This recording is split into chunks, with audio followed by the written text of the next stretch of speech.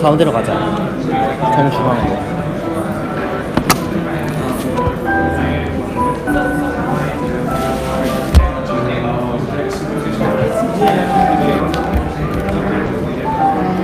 아니 이거 계속 여기 놓을 거 아니야? 아니 뭐야 고정해 놓을 거 아니야? 이따가 제오카드 할 때 여기 TV를 놓는데 그래서 여기 놨어. 그때 바꾸면 돼. 알았어.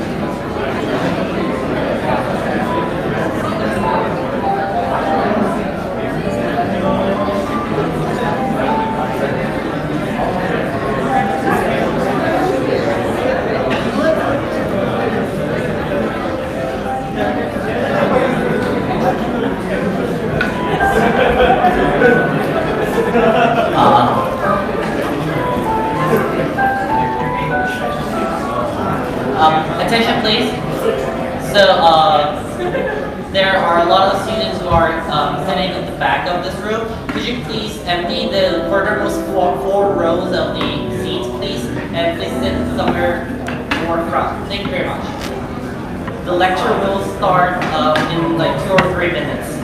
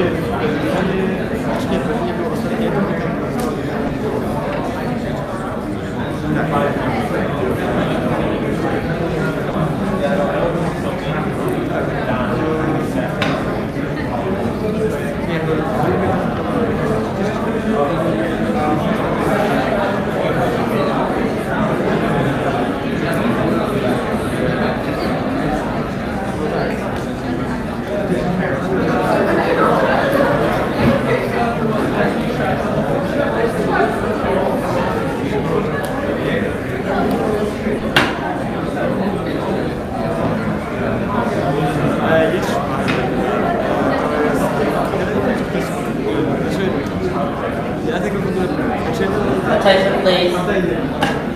It's 2:40 now, we're going to start the lecture.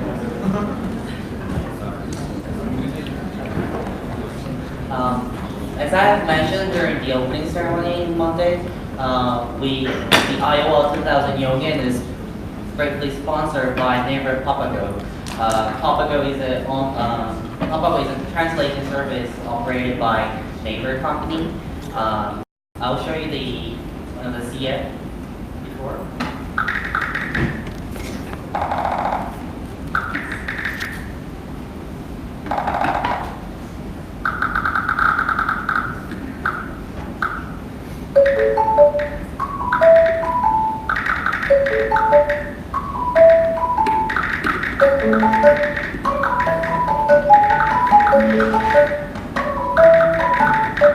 맥락을 이해하는 번역 기술을 만들고 있습니다.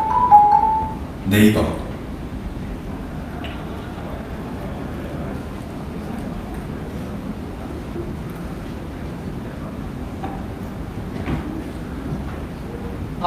Naver Pop-Up has sponsored this event, and not only just the goods and the financially, they also sponsored us to send a lecturer to us. And our lecturer, Kwon Woo-jung, is a tech leader of Papago, and he will introduce us about machine translation, which is a leading technology of one of the language technologies that are leading the world and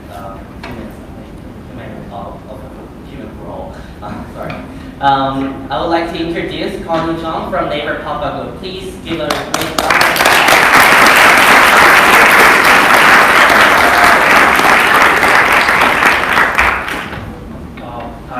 Thank you for the great introduction. My name is Kwon Woo-jung. I work at a Naver Papago team. I'm currently a machine learning engineer in Papago. You won't know what I do every day if I call myself a machine learning engineer. Basically what I do every day is I sit in front of the computers hours and hours, and I try to improve the quality of the machine translation model that we provide free on mobile application and on web browsers. I think every one of you will be very familiar with Google Translate. That's exactly the same service we're providing. Since Google is very good at translating languages from English to English, we try to focus translation models from Korean and to Korean. So today, I was invited. Thank you for the invitation. I think the audience is there's a lot more audiences than I expected, and I believe every one of you is the smartest and the most intellectually creative students selected in your countries, and you have very sharp interest and ability to solve problems in linguistics, right? I also dedicate myself in solving problems with linguistics, especially machine translation. So today I'll give you a brief introduction to the field of machine translation, so that hopefully one day if you grow up and get interested in this field, you will be, getting ahead of time. So I want to motivate you on why I do or why we do machine translation. I want to do machine translation because first, I want to overcome language barriers. Every one of you here is from a different country and speak different languages. And if you don't have a common language to speak on, it's very difficult for individuals to communicate, interact, and share ideas. And if we have a good translation model, it'll be really easy for anyone from any country speaking any language to interact and communicate with each other. But why do we want machines to do that? Because human translators can translate very well, but it's very cognitively heavy task. For professional translators, it's said that their peak performance only lasts until 30 minutes, and then their performance starts dropping because translation is such a cognitively heavy task. So we want to help humans or help people interact and communicate by creating and providing a good machine translation model. Then, if I were to ask you, how would you tackle the problem of machine translation? How would you try to make machines translate?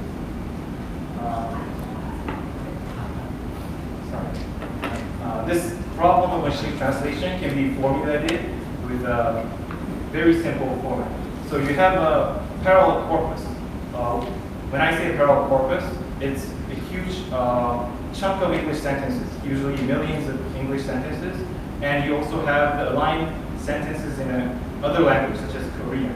So you have a perfect translation of English and Korean sentences, let's say that 2 or 3 millions of them, and at test time, when you are given a new English sentence you have never seen in the parallel corpus, you have to make a valid translation out of this using the parallel corpus you've seen before. So this is a very tough task, and today when I introduce you to the history of machine translation, I'll briefly tell you the trials and errors that the past scientists and researchers have done. Some of them were very failing, some of them saw some successes, but they continuously made us improve the machine translation quality. So the history of machine translation goes back up to 1949. It started as a rule-based machine translation model, and it evolved into a word-based model. And then in 2003, a phrase-based MT. And as maybe some of you may know, in 2014, a rise of neural network has really shifted the ground with the machine translation model. And now in 2019, we still see more advanced neural machine translation models. And not only PapaGo, but also Google Translate and other translation service providers, they actually do use neural machine translations all the way right now. So let me start from the rule-based machine translation. This man, his name is Warren Weaver. In 1949, he was the first man ever to think of an idea, propose an idea of machines translating. Before then, translation was thought of such a difficult and complex task that only human can approach, but not machines. This person proposed several ideas as to how we should frame the problem of machine translation, how we should solve machine translation. But one of the simple ideas that got implemented in his time was called rule-based machine translation. It's a very simple approach. So first, I said we are given a parallel corpus, right? English sentences and a bunch of aligned Korean sentences. From that bilingual corpus, you can extract a dictionary. So you can build a dictionary for you. So example, a word in English word apple can be translated into a Korean word saga by learning the frequencies within that bilingual data. After you build this word-to-word dictionary, you can at least start to translate. So for example, if you have a new English sentence called I like an apple, first you divide the sentence into words. And then you apply the dictionary to translate every word of English into Korean. You translate I into na, like into 좋아, and does not have exact translation in Korean, so it's left as blank, and apple into 사과. And if you simply concatenate the resulting Korean words, you will have you've done some translations because you now have a Korean word, and they contain the word I, like apple, but unfortunately, because of the grammatical difference, the difference in the grammatical order and the grammar rules of English and Korean, the Korean sentence does not make any sense. It's not a grammatically correct sentence. So Warren Weaver also added the second approach called transformation rules, which is a very language-specific rules that fixes the wrong sentence into a completely correct grammatical sentence. So for example, you can swap the position of the words, you can add prefixes or suffixes to make a sentence complete. In this case, 나 좋아 사과 becomes 나는 사과를 좋아해요, which is exact translation of I like an apple.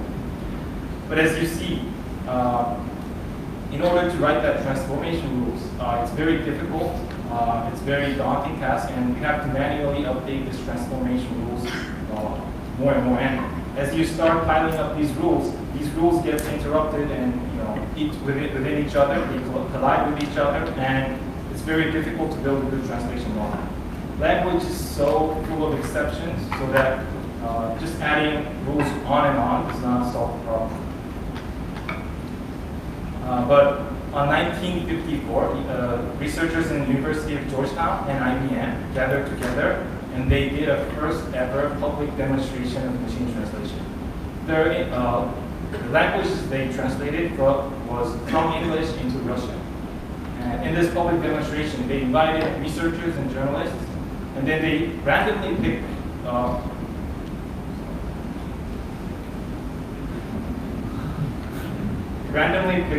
6 to 7 English sentences and gave that sentence to an operator who has no knowledge of Russian at all. And this operator applied this rule-based entity technique and then starts generating a Russian sentence. And then when the Russian sentence finally translated, they showed the Russian sentence to the public. And the result was a huge success. Every sentence, English sentence that went in was translated into Russian very well. And journalists were very surprised, and they wrote a lot of newspapers saying, machine translation demonstration was very successful. Even the authors claimed that machine translation is almost solved, and they said it'll be fully solved within 3 to 5 years. But that wasn't the reality. What seemingly random sentences they picked in the demonstration, it was actually cherry-picked sentences that were guaranteed to work well in that context. So if we were to provide another sentence or a much longer sentence, or more difficult sentences, or even a small typo sentences, the translation model would break significantly. So in 1966, the ALPAC, the Language Processing Committee, they said machine translation is more difficult than you or we think. So they said, the report said they are skeptical about the research progress of MT. And this report plummeted the interest and the US government funding for the machine translation field. So basically machine translation field was suffering for like a dark age for about 30 minutes without any funds, without any interest. And at 1993, about 30 years later, researchers in IBM, they were still, vigorous. They were still researching this machine translation problem. And then they devised a new model called statistical machine translation. It was the first ever model to use statistics rather than adding manual rules to tackle the problem of machine translation. The SMT, short for statistical machine translation, they have 2 components. First is the translation model, and second is the language model. Let me explain you with a very simple example. So on top of the PowerPoint, you have this Korean sentence called 그는 집에 가지 않는다, and you divide that into words. And then the translation model predicts multiple candidates, multiple possible translation candidates that the 그는 can be translated into English using the bilingual corpus, using the huge chunk of English text and the parallel Korean text. And the translation model does that for each of the words. Now you have 3 candidates per word, And any combination of those English words can form some English sentences, right? But we want to find out which one is the best combination. We could reorder the words because word order may change according to the language. We could, and the job of the translation model was to predict those multiple candidates. That's the first part. The second part, the language model, determines and chooses which one of the combination is the most probable.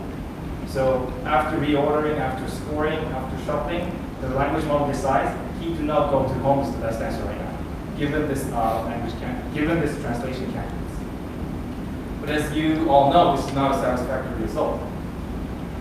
Word-based machine translation model, or the short for SMP, they were the first statistical model for translation, which we no longer needed to build manual rules, but instead rely on the data to build machine translation models.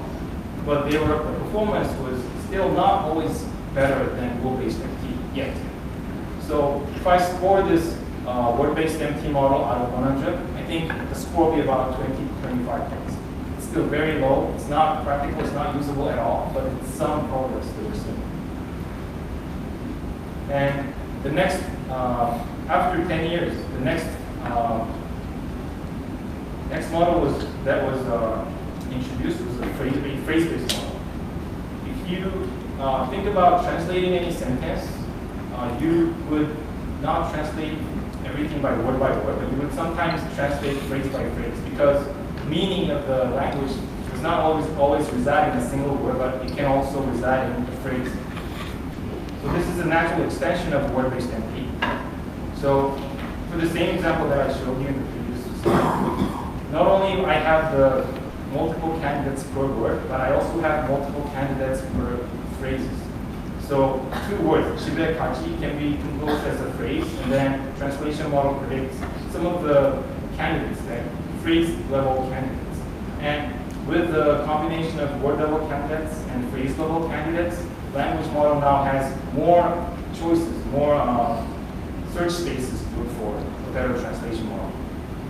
And finally, we get the result, he does not go along, which is a little bit more satisfactory than the previous one. With this phrase-based machine translation model, we can now model not only the word level probability, but also the phrase level probability.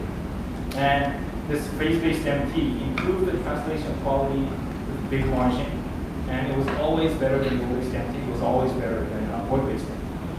This is when Google or Systron or other companies started seeing the possibility of providing a translation as a service. So this was early 2000, where the big companies started providing translation services in the web or in the phones or anywhere.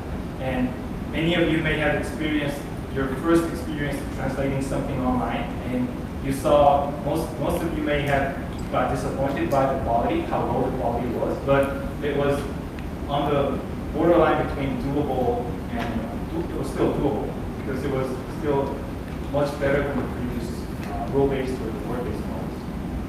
But phrase-based machine translations work very well when two languages have same word orders. For example, Spanish and French have very similar word orders. Japanese and Korean have almost identical word orders. So their translation is very good, even with phrase-based machine translation models. However, language pairs with different word orders, like English to Korean, English to Chinese, English to Germany, these phrase-based machine translation models are still suffering, not performing very good. And especially there were still some inherent errors that the translation model had, such as long-term dependencies or keeping the tense consistent. So starting with the past tense and then keeping that past tense consistent throughout the sentence, or dealing with multi-sense words that has ambiguity in it. Those were very difficult by nature, but in this phrase-based MT framework, it was very hard for the researchers to control the output of the phrase-based MT model. So it was we knew what kind of errors we're facing, but it was difficult to even try to fix it. There was some of the shortcomings we had in phrase-based MT. And about 5 years ago, 2014, we saw a huge breakthrough in a neural machine translation model. Neural networks not only saw a breakthrough in machine translation, but it impacted a lot of areas such as image processing, so speech recognition, and especially natural language processing. And this is a picture, a diagram of a recurrent neural network, one of the main neural network components that improved the performance by a huge margin. And it's difficult to explain neural network in a single slide within 5 minutes, but I'll try my best. So if you look at the red part here, red part is the encoder part, which the role of the encoder is to memorize or represent the source sentence. So, for example, every one of you represents your country, right? So when I see you, so if you see this is across time steps. So if you look at the top left red block here, and think about this as your brain. This block of a red block of neural network is your brain, and you just saw this word, 6Z. I don't know how to spell it correctly, but you saw this word and you memorize it. You put it in your memory. You say, okay, I saw this word 6Z. And then you go to the next time step and you observe the next sentence, next word, and you memorize that you just saw 6Z and then get now. And you update your memory again here after you observe exclamation. So if I cover up the source sentence and only look into this block of neural network, I will be able to remember, I will be able to extract information about the words that I've seen in the past, because this works like a memory in your brain. And then once the encoder's job is done, it passes on this memory to the blue blocks called decoder. The job of the decoder is to translate, is to output words in the target language. So this decoder looks into the memory of this red block and says, okay, I have to translate this meaning in English. So I start translating word by word. And then until it reaches the end of sentence tag, it continues translating. If I give you a simple analogy, neural network is like a student who is studying in a math class and trying to take the exam tomorrow. So for example, assume you have exam tomorrow and you are given a textbook. And at night you will be sitting in front of your desk and studying that textbook, right? You will be reading page by page, you will be reading paragraph by paragraph, and you will try to store the content of the textbook into your brain so that you will be able to use that in the exam period. So that's exactly, the studying part is the equivalent of the encoder part. You can't bring this textbook into the exam, right? So you have to remember, you have to put it into your brain. And then once you enter this blue block is like an exam period. Once you get into the exam, you can only resort to your memory and try to solve the problem one by one. And this neural network, if I score the quality of this neural network model in 100, it'll be about 60 to 65. It's still bad, but it's very decent. And what if I want to make this student score better? What if I want to make this neural network score better? What could I do? So I can't change the difficulty of the problem. I can't change the difficulty of the machine translation itself, but I can help this student, help this neural network in some way that he solves the problem much easier. I gave you an analogy of students studying and taking an exam. What if I let him open book test instead of the closed book test? So I give him the book to bring into the exam, and he can actually search through the book while exam period. So he doesn't have to remember every details. He can resort to the textbook whenever he wants to. By doing that, by enabling open book test, the student mental burden of the student is less, and probably the student may perform better. That's exactly what attention mechanism does in the neural network architecture. This blue decoder state not only resorts to the final memory, but it has direct access to each word of the source sentence at its touchdown. So it's like remembering what you've seen before, but also being able to access the actual word tokens. So it's like an open book test, right? And then with this neural machine translation models, we have surpassed the phrase level MT by large margin. And even for languages with different word orders, the neural network performed very good. But there are still shortcomings, as I said, because we're still about 60 to 65 points out of 100. We suffer from under-translation issue, which is sometimes the model simply omits and decide not to translate some portion of the sentence. We never know why, but it does that. Sometimes it's difficult to deal with out-of-vocabulary issue, or we call it new word. So if you ask someone to translate BTS like 10 years ago, nobody would know that because nobody had experienced that word. So how do we deal with new words? Constantly evolving language and new words, new phrases. And that's the very critical issue. And in training neural machine translation, we need a lot of GPU devices, a lot of them, and that requires a lot of money and a lot of electricity. So it's difficult for a student or university labs to have access to the large pools of GPU devices. It's only large corporations that are able to produce and train these models. And after 5 years has passed since the rise of the neural network, we constantly try to improve the performance. And if I continue the analogy of a student taking an exam, I made the student's life easier by giving an open book exam, right? How can I make the student's life another step easier so that he can score better on his exam? The people came up with what people came up with is identical to giving not only an open book test, but it's open notes exam. So a student takes notes back in his home, and in his study notes he can summarize the important messages of the textbook, or he can group some of the important dates or the important concepts that is scattered across the textbook. And then he can bring that, if he can bring that open notes to the exam and actually look into it, it'll be more helpful, and the student will be more effective in problem solving. That's what we call self-attention in an MT model.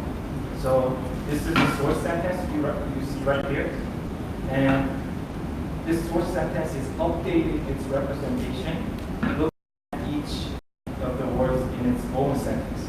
So it's like you're looking at the textbook over and over, and you're connecting the dots between the textbook, connecting the dots between the concepts and what you've learned before and what you are doing right now. And that enables you to have a better representation of the source sentence, which leads to better translation. So the diagram here you see is the diagram of the model architecture we call transformer. And its official name, and this diagram you will see in academic paper. This model transformer is both open book and open notes, an MT model. It enjoys it has deep layers that it can train. It can be trained in a parallel manner, so that training time is very fast compared to the previous MT models. It can encode the source sentence in a parallel, and it can decode the target sentence in sequential. Human brains does not encode something parallel. We always encode source sentence in a sequential manner. As I'm speaking in a sequential manner. As you're listening, you're receiving the information in a sequential manner. But machines can encode the sentence in a parallel manner. That's the very huge difference between human brain and machines.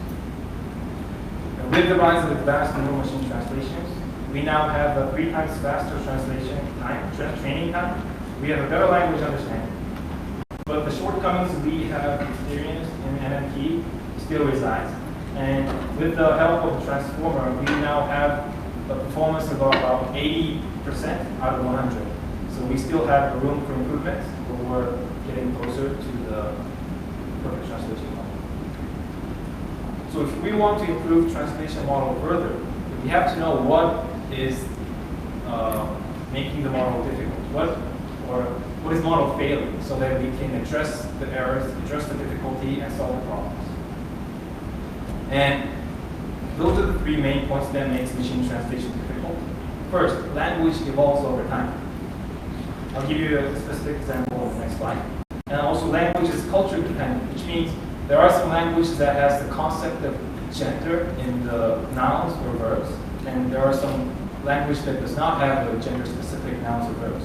Or I once heard that in Russia there is more finer grained categories of color of food than in other countries, and so on. So the language is very dependent on culture, and there is not always one-to-one matching between a word in language A and a word in language B. There are multiple correct answers in translations, and this is the one that makes the problem very, very super. So for example, if I see a word Mr. Trump 10 years ago in a newspaper, and if someone were to translate this, they would translate it into Mr. Trump in a sense of owner of the company, right? Because 10 years ago he was Mr. Trump of the owner of the company. But nowadays, if you see his name on the newspaper, everyone would translate it as Mr. Trump as the president of the United States. So person didn't, Mr. Trump didn't change, but the time changed and his title changed. So how we translate should change. But if we use the past data where Mr. Trump is described as the owner of the company, and we train our translation model on that data, we will always translate Mr. Trump not as a president, but as a company owner. So that's the one of the issues that language evolving makes the training model difficult. Also, translators starts paraphrasing. So this Japanese word says United States is a developed country, but assume the translator was both Japanese and a U.S. citizen. And when he was translating this language, this sentence, he said, United States, my country. So I would translate it as my country is a developed country. And that does make sense in his context, but in general, United States is a developed country does not align with my country is a developed country. Seemingly, correct in a context, but wrong in a translation sense, these data are very abundant in our training data. It's very difficult to handpick those and remove from the training data, so we are effectively having some dirt in our training data. And those dirty data make our training machine translation model perform less optimal than it should. So these are just two specific examples I showed you, but there are other examples such as paraphrasing I explained, change over time I just explained. Named entity is a very difficult thing to translate. Person's name or organization name or the artist's name, new names that come up is very difficult to handle with the translation model. Also in a news translation I see there is often an omission or addition of information when you translate sentences. So if I want to say, Park Ji-sung scored a goal in a match, but English translator may just write Park, may just write his last name, and then assume context it's Park Ji-sung. And it may be correct in the context, but when I use this as a translation data, this would make an omission problem. And there are sometimes people who likes to explain something in a parentheses. So, for example, when translating Park Ji-sung, some people translate as Park Ji-sung, and then they put a parentheses and they say, midfielder in Manchester United. I mean, they didn't have to do that, but they just do it to make the, because they feel that's right. But if those data go into the training data, then the model will try to suffer. And also I explained about language with gender and language with no gender. Translating from language with no gender into language with gender has a huge ambiguity. For example, if the source sentence says a doctor without specifying the gender, but in a target language where the gender exists, there's a specific word for a male doctor and a female doctor. So which one should I choose? That's a very ambiguous problem, and we all have to be very, the expectation is very high on those as well. So if I know these problems, in our team, Papa, we're trying to solve these problems by looking into the data and trying to clean the training data so that the model is trained on very clean and well-structured data. But it's there are still a lot of ways to go. And just to wrap up, the future of machine translation is basically in three directions. We want to make compared to other translation service providers like Microsoft, or Papa or other companies. They have this technology of very fast NLP models, and we wish that is a very valid way of research direction. Also, we want to make models smaller as possible because we want to save the resources we use, and we also want to, last but not least, we want to make a better performing model with the same number of parameters, so that now it's about 80 out of 100%, which is B minus, but we would like to have a translation model that is usable for everyone in any context, any situation. If you have any questions, we'll ask me now. Yes. How do you deal with words which have multiple meanings? Like, for example, in English, the word ball, which means also like a round thing and an event when people dance. Because still Google Translate has problems with translating it, for example, into German or Polish. That's why I'm asked now, how is it possible to solve this kind of problem? His question was, how would you solve? So Google Translate translated. I invite you to a ball, which means an object. And how can we solve that? So usually, the model sees the context. So even if the ball has multiple senses, how the ball is used in the sentence, whether it's used as a subject or object, or whether it's used with different words it's used, it infers the meaning and it tries to predict whether it's a ball. If they put in ball into the translation model, it just predicts the word that is most frequent in the training data. Yes, but I type in the exact sentence that I quoted now. So I invite you to the ball, and it still didn't manage to solve it, to translate it properly. Yes, I invite you to the ball. If that would naturally translate into the event ball, right? Not the kicking ball, right? Yes, it should have. Yes, but sometimes there's model is weighing the importance of the ball itself, or because if you simply put ball into the translation model, I think it'll just translate as a round ball. So this ball has more weight on the round ball rather than the event ball. So even if the context is giving a hint that it's not a round ball, sometimes those weights, win or lose by chance. Okay. Yes. How do you choose the Pardon? How do you choose This question was how do you choose which data to train, or which data to training data? We gather just every data that we can gather possibly. But mostly translation is used either on everyday conversation or news translations or literature translation. So these are the three main domains that we focus, but we usually tend to gather as much data as possible. I can't do that.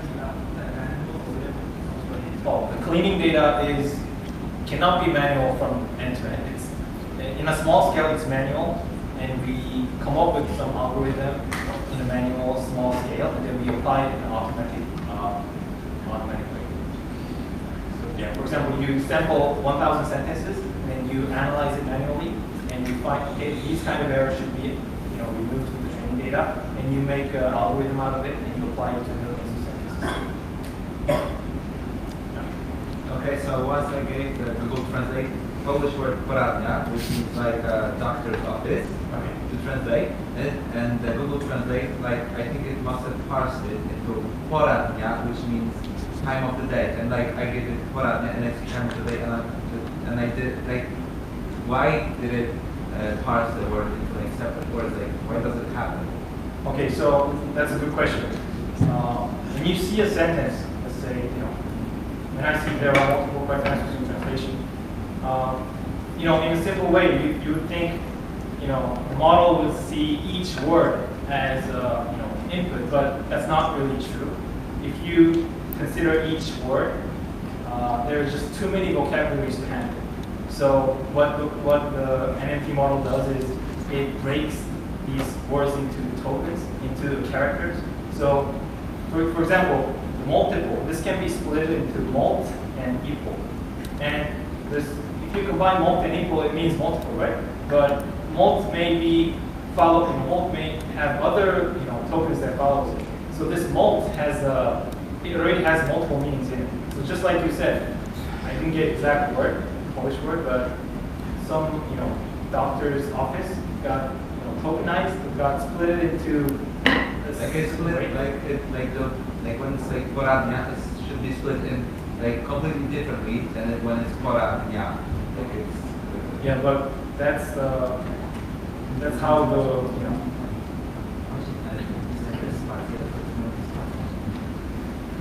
like I written it, but like the word I wrote was without the space, and understood it as like with space.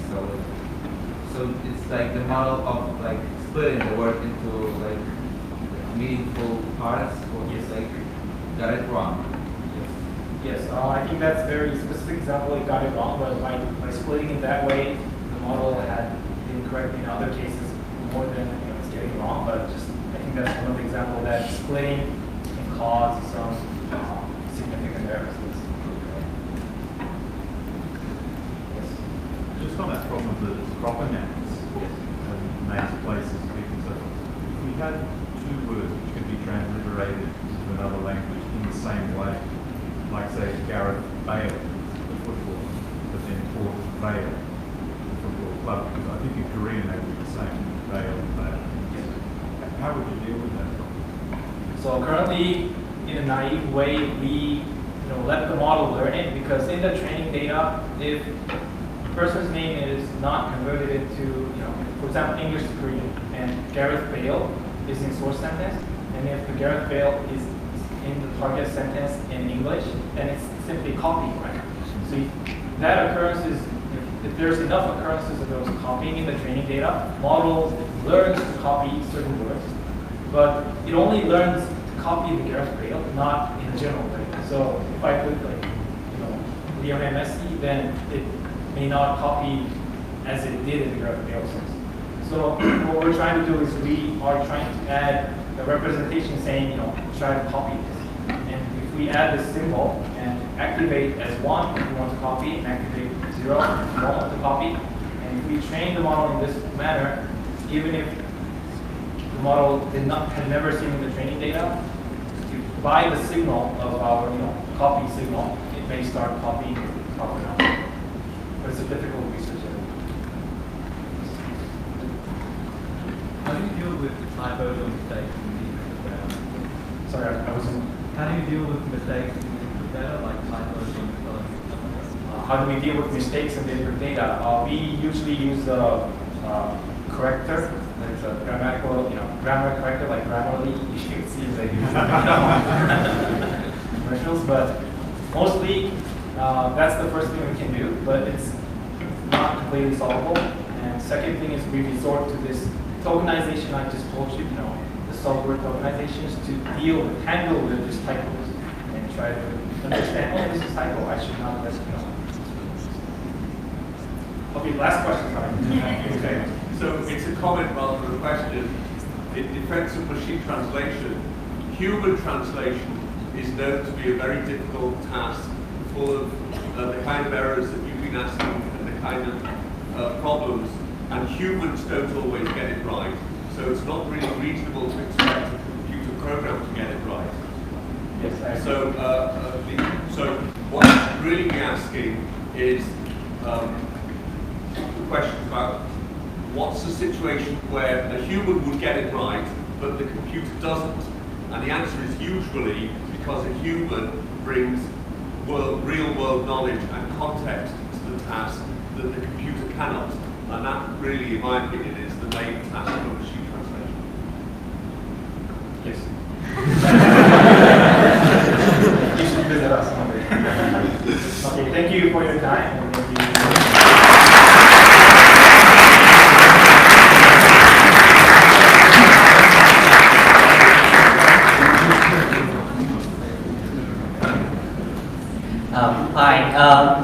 the tech leader of Papago, John Gonu, gave an interesting and also in-depth lecture on mechanical translation.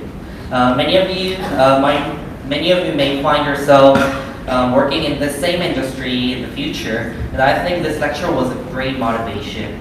So again, another round of applause to our Papago John Gonu for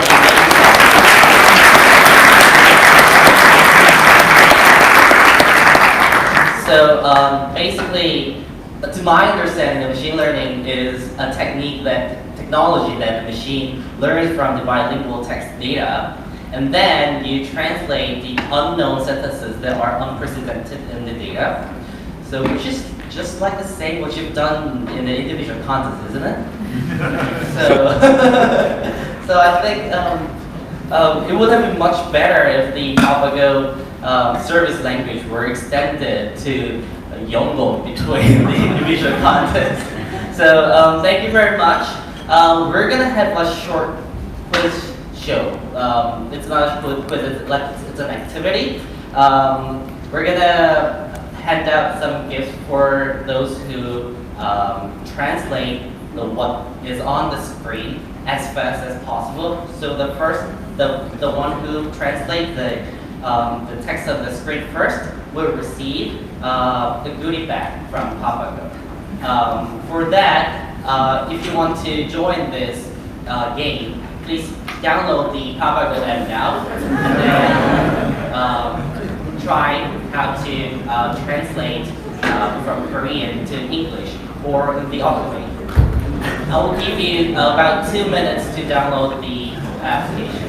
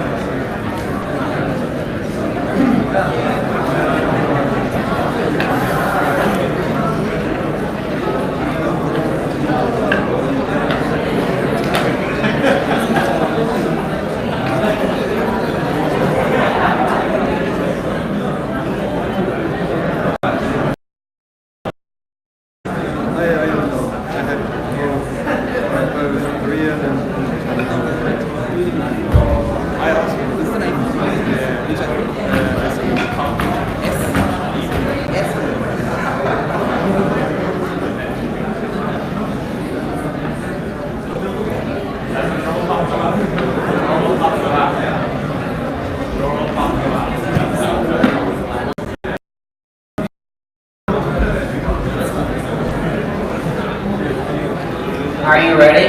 Yes. Yes. You're not? Who's not ready? Who's still downloading? Okay. I'll have 15 more seconds.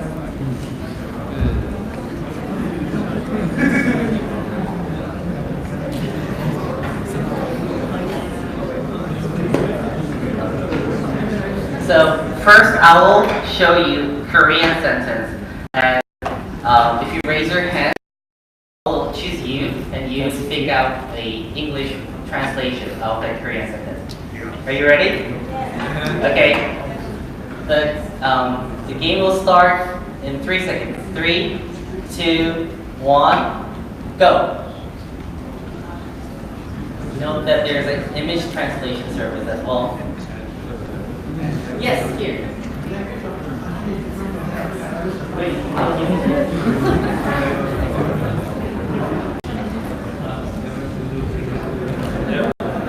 The language of the country is different from that of China, which does not translate the text messages. Correct. Okay, come out.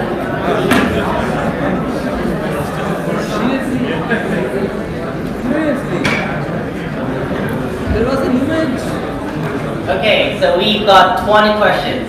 So don't worry, you're gonna have a chance. Number 2. What do we do next? Oh, sorry. Wait a second. It's like kind of overlap.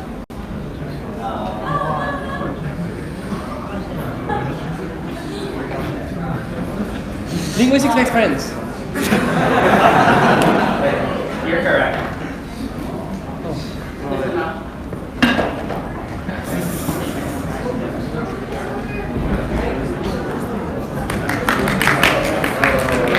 Number 3, I'm just a bit worried about like if anything there's an overlap. 1, 2, 3. Oh, sorry.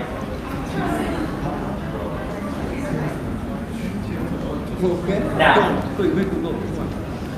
And waters and Bedu Sun mountains are dry. Yes. That's correct. Come on.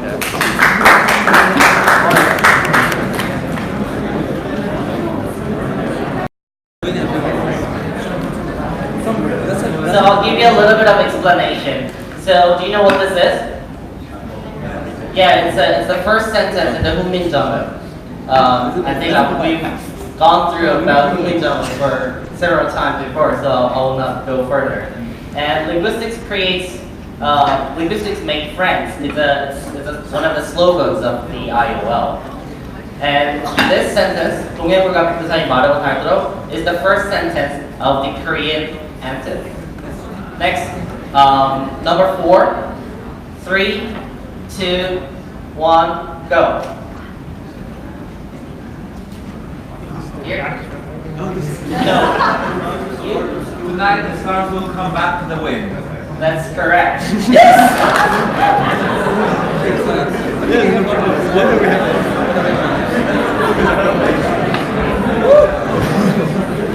This is the last sentence of a poem called Seoshi by Yoon Dong-ju. You ready? 3, 2, 1. Oh, sorry. Wait. Friendly answers without an explanation will receive a low score. Yeah, sure. Yay. Sorry. Wait a second. Friendly, Wait. Just could you wait for a minute?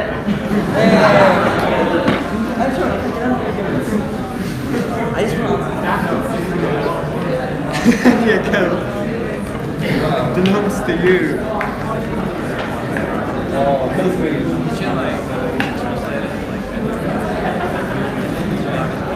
Yes, I did. It's actually pretty awesome. Yeah. It's basically that full answer is without expression. You get it. It's something that's crazy to know. Like linguistic friends. Okay. 3, 2, 1, go. Friendly answers without expression. Yes? No, with the mic, please. No explanation, this answer gets a low score. Without an explanation, this answer gets a low score.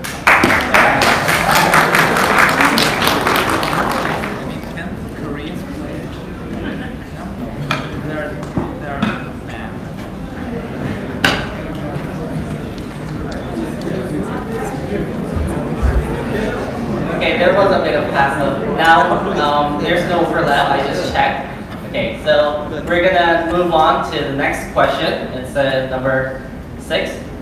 1, 2, 3. Yes, Philip? Doors open to the left. Oh, doors open to the left. Wow.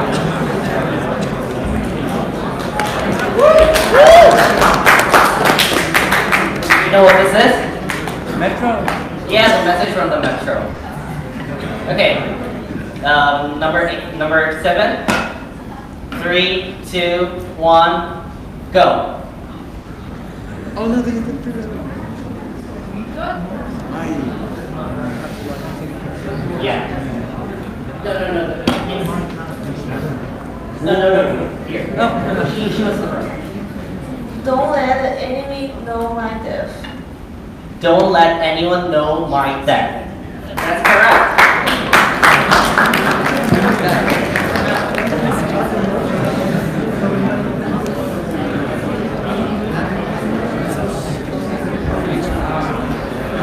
Don't let anyone know my death. What? Do you know which code this is? Yes. What the? I can Yes, I think you're right. So this is General Lee Sun-shin of Korea. This quote is from war between Korea and Japan in a long history back. I don't know the year. Sorry, I'm bad at history. So number 8, 3, 2, 1, go. No, shit. Yes, over there. Oh, you hard. Our meeting is the founder of mathematics, the law of religion, the properties of the universe. Yes, that is correct.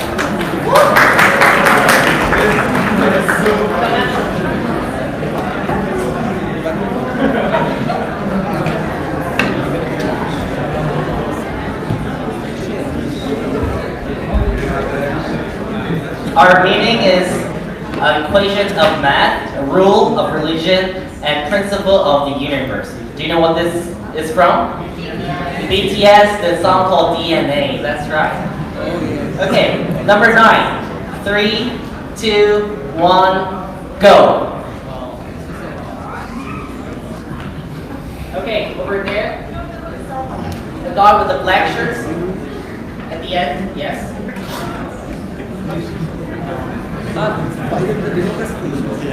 Our meaning is the formula of mathematics, the law of religion, the providence of the universe. Sorry, could you say it again?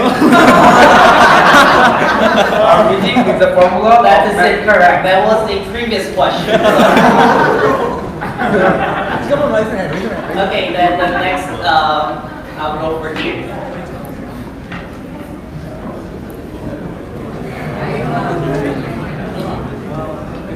The power of the Republic of Korea lies in the people, and all power comes from the people.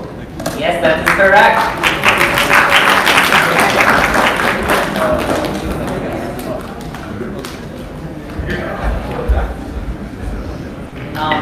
Do you know what this sentence is from? Yeah, the Constitution of the Republic of Korea. Okay, let's move on. We've gone through almost half of it. Number 10. Wait.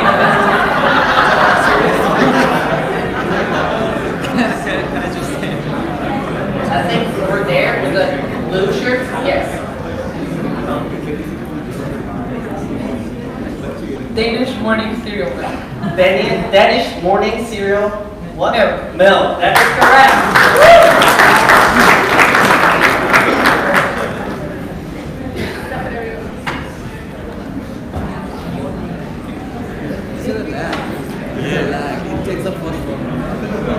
Okay, we've gone halfway. Number 11. 3, 2, 1, go. Raise. Okay, over there. Oh, no, I think Neil here.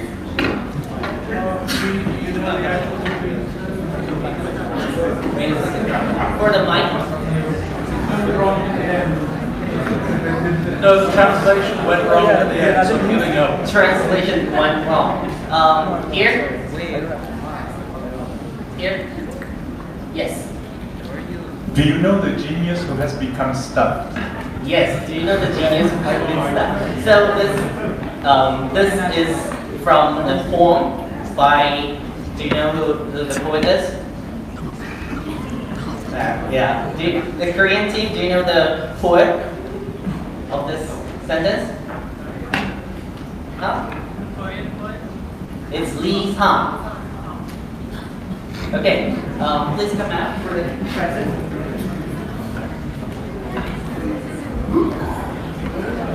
Thank you. Okay, let's move on to the next question.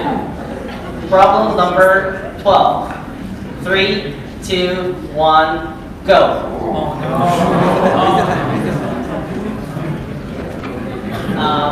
The blue shirts at the back. Yeah. The Taoist enjoys the wind, rules the wind, makes rain in the dry sky, runs on the ground, wields a sharp sword like the wind, cuts the heavens and treats them like flowers. That is perfect.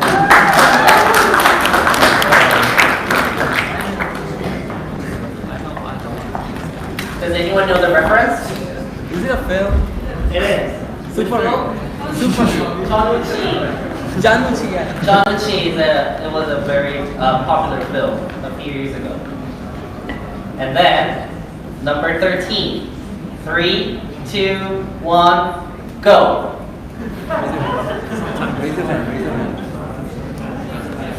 Here. Yes. My giraffe picture is a good one and your giraffe picture is a bad one. My giraffe picture is a good one and your giraffe picture is a bad one. Could you try the sound of the pronunciation of Korean? Yes.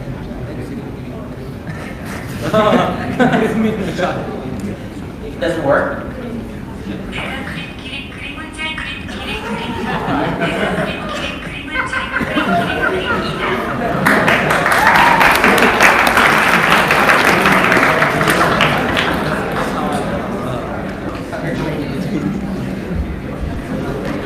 So this is a Korean tongue twister. Is there any volunteer who want to try this?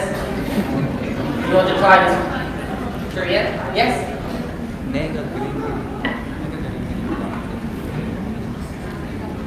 내가 그린 기름은 잘 그린 그림이고 내가 그린 기름은 잘못 그린 그림이다.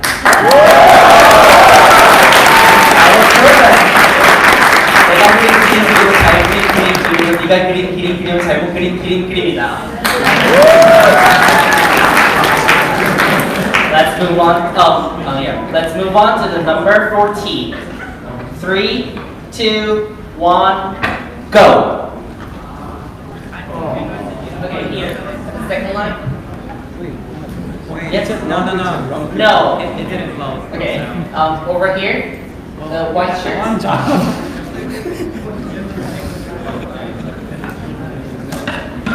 Centennial Memorial Hall of the Global Campus of Habakkuk University of Foreign Studies.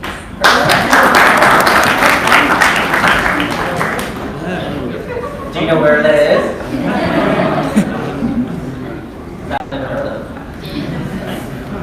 Congratulations.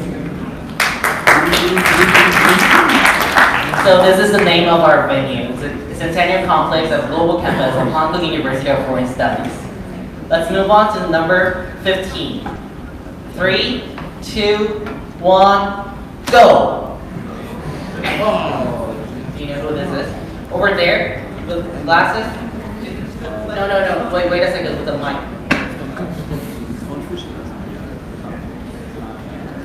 Isn't it a pleasure to study and to practice what you have learned? Yes, that is correct. It was from the Analyst of Confucius.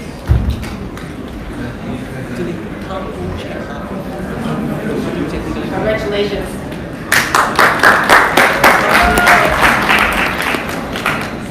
Okay, number 16.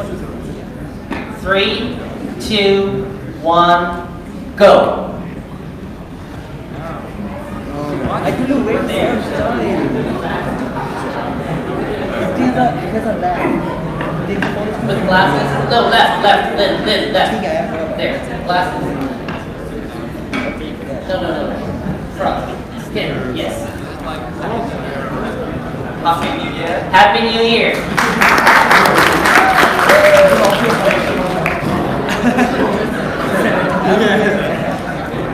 This was an easy one. Can you read the sentence out? No? Not in Korean. Come on. Hey, whoa. Who can read this in Korean? Mani Mateo. That is correct. Okay, it's getting more trickier. Number 17. 3, 2, 1, go.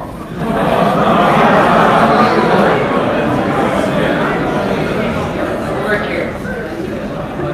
Yes. No. Left. Woman.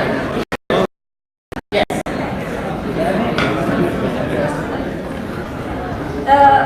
I'll finish it to the last. To English? I'll finish it to the last. Yes, that is correct. So it's something like, it ain't over till it's over in Japanese.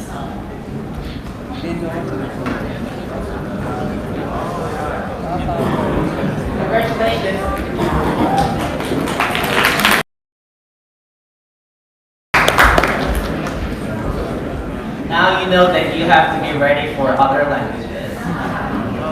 3, 2, 1, 0. Go.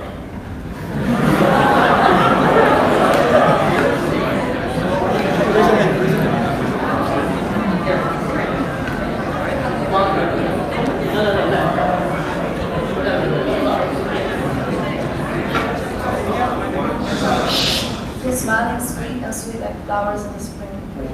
That is correct. Who knows the reference?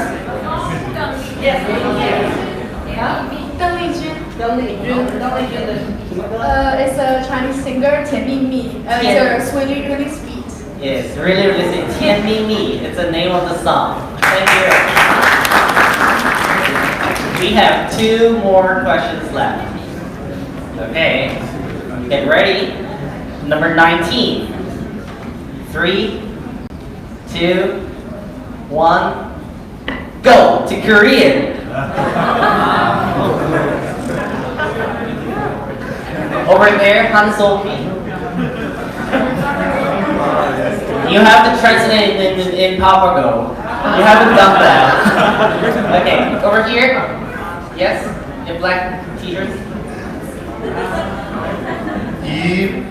이 문장을 한국어로 번역하세요. Perfect.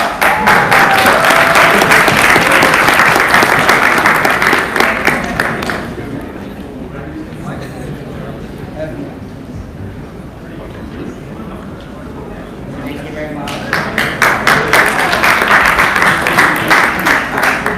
Last question. Who wants to win the last question?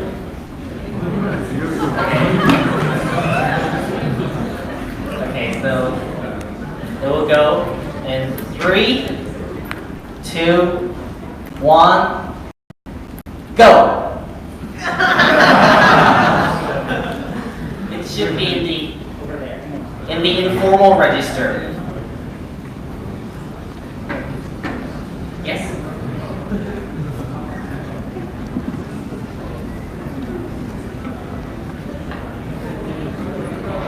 So, 답변 외야 지구 설명은 별 의미 없으며 표시도 하지 않는다, and it doesn't translate later. That is correct. 답변 뒤에 추가 설명은 필요하지 않으며 채점되지 않는다.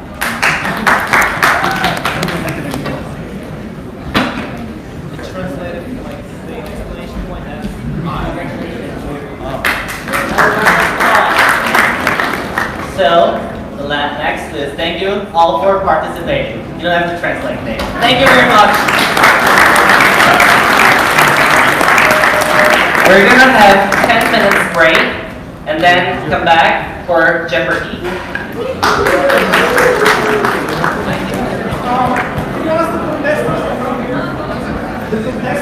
The Jeopardy contestants, please come forward. We're gonna have rehearsal.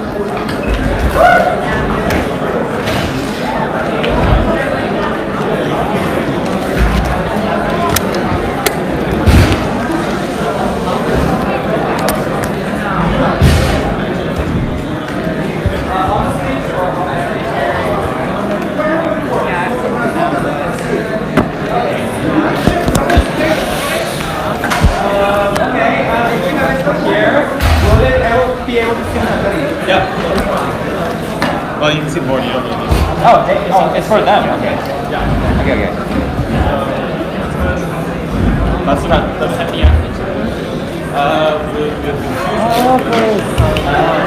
We will send for something. Pardon? We will send for something. Yeah, we just.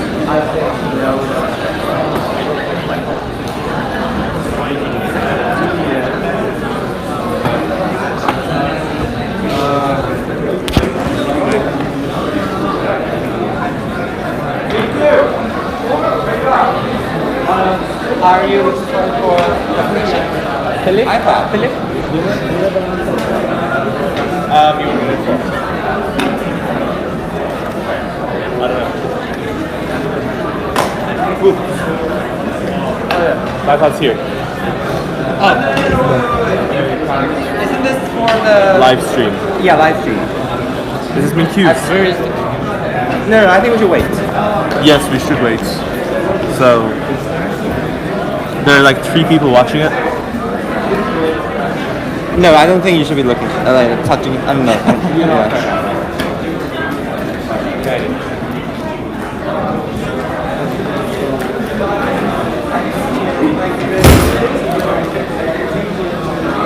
If you are the contestants, you know who you are, just come here.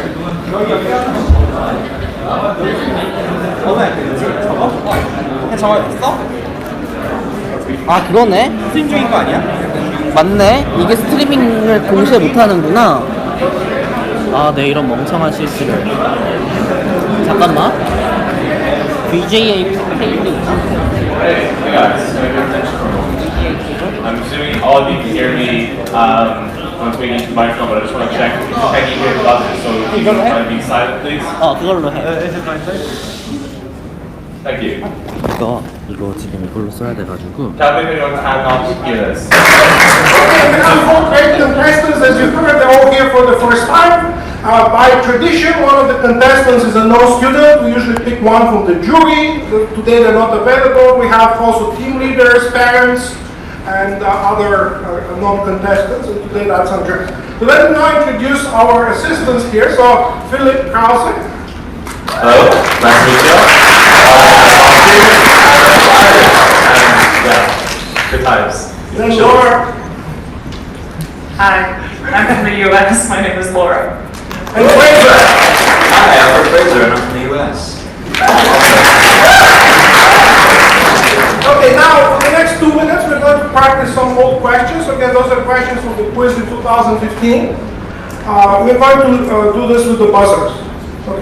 Okay, so let's arbitrarily ask Ishan to ask the first question.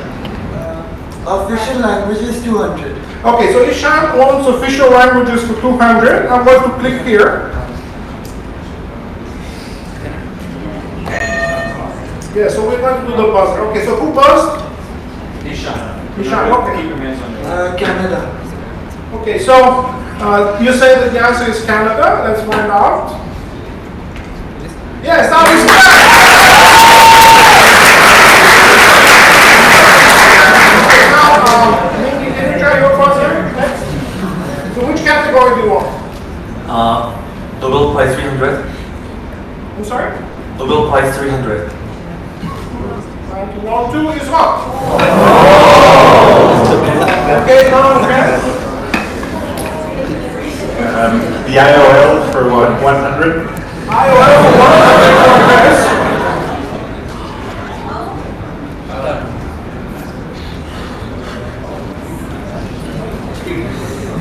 Okay, who wants to buzz? Nobody? Okay, audience! Dark 2 is correct. So the audience gets 100 points.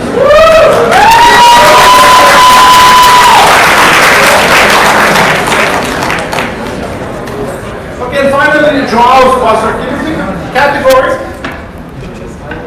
The IOL for 200. IOL for 200 for Joao. Okay, let's see.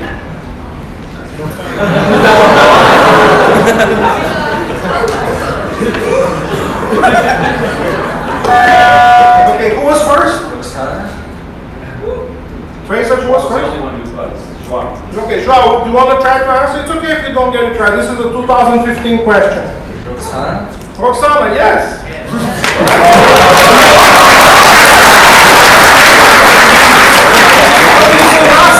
Try here. We're going to now ask everybody to buzz if they know the correct answer, and we're going to see who goes first. And then we'll ask them no questions. Okay, so I'm going to pick the category. I'll do Nobel Prizes for 400.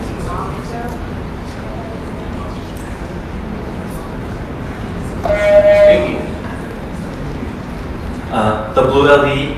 The blue light emitting diode is correct.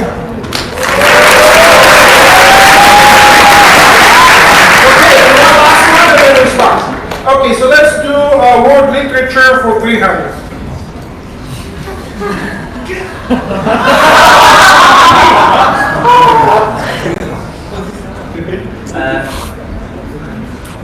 I'm sorry. Ishan. Belarusian. Okay, so let me explain what's happening now. So Mingy got it wrong, so if he loses points, Ishan also got it wrong, so he loses points. Anybody else from the participants?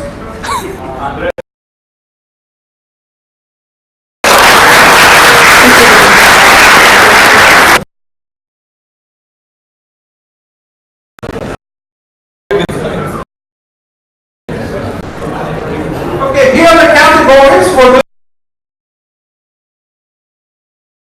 are. Number one is world leaders, 5 questions. Second category is in the news. Third category is animals. Fourth category is three's a company, which means that they're going to ask you for triplets of answers. For example, what are the first 3 letters of the English alphabet? A, B, C. Okay, number 5 is Korea, and number 6 is company names. Okay, so we need to decide who goes first. How do we do that? We don't have it. We haven't figured this out yet. Who can bus fastest? Yeah. Okay. Okay, so now let the game begin.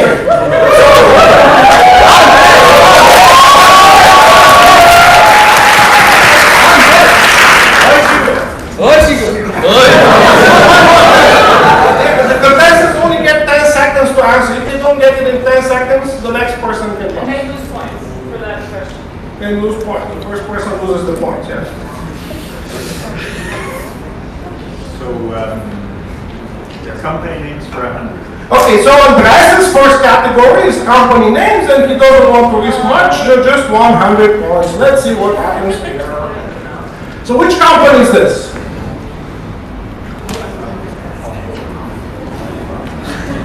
Andres. Alfa Romeo. Alfa Romeo.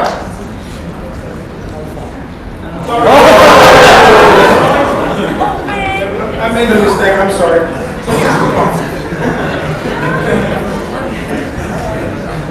Okay, you can choose again.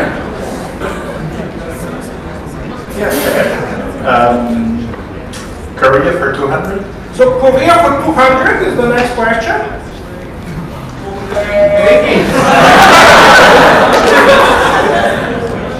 The humble day. Okay, let's find out.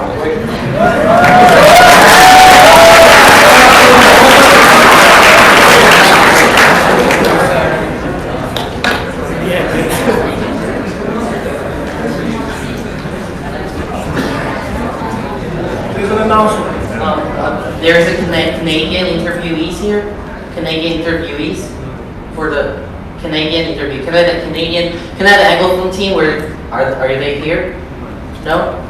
Team Canada Anglophone. No. Okay. Please. Yeah. Okay. Thank you. Okay, so this Mingy got it correct, so he gets to choose the next question.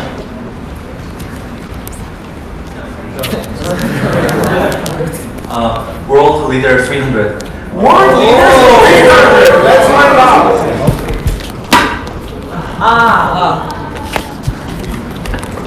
So this is an IOL country, so there may be somebody in this room who knows the answer.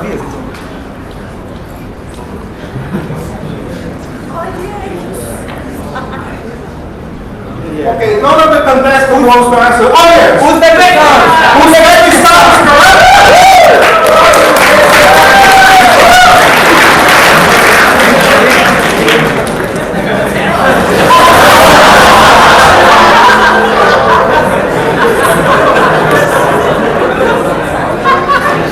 Okay, let's see.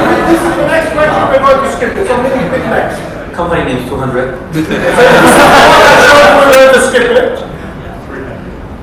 Okay, 200. I hope for Latin. Ishan. Rolex. Sorry, what did you say? Rolex. Rolex. No, it's not Rolex. Sorry.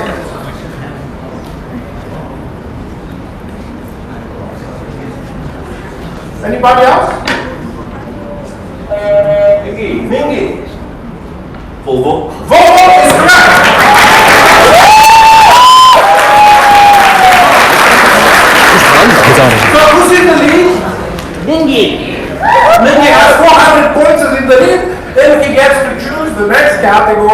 find out. In the news 200. In the news for 200. 200. Let's see what's there.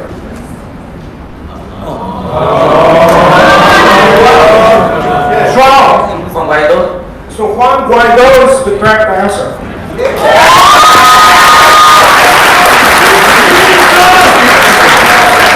Now Joao has a turn to ask, pick a category, sorry. Animals for 100. Okay, very tiny category, very tiny question. So 100 points animals. Mingy. Eucalyptus. So Mingy gets 100 points and he gets to ask the next question. World leaders 100. 100 to 100. Let's see what happens.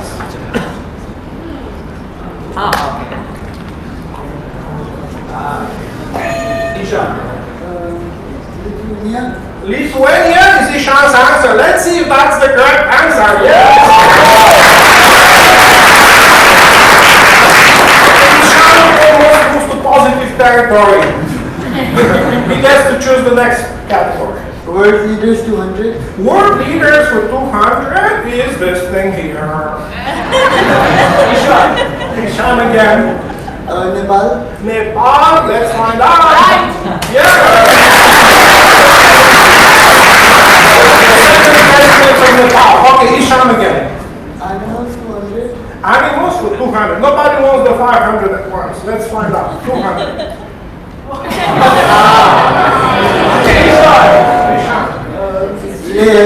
So those are the only two mammals that, guess what? Lay eggs, which is correct. Okay, so Ishan has a 300 and he gets to ask. Animals 300. Animals for 300. Let's see. Let's see. What's the next animal question here? What?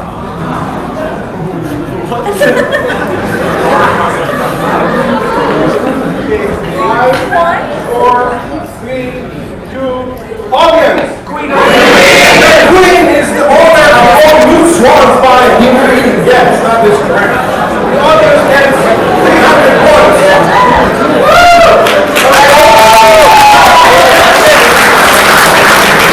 Very good job of the audience. Okay, so now pick the next question. Still you. In the news 300. In the news for 300. Let's find out.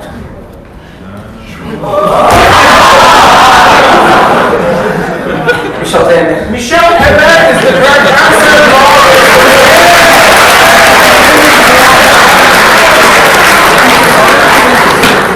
Okay, now we have a score 600 for the audience, 500 for me and Joao.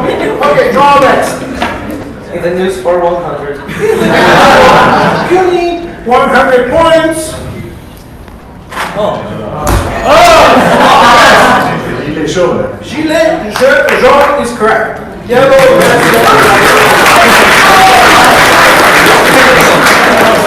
Okay, we have now Andres. Three's Company for 400.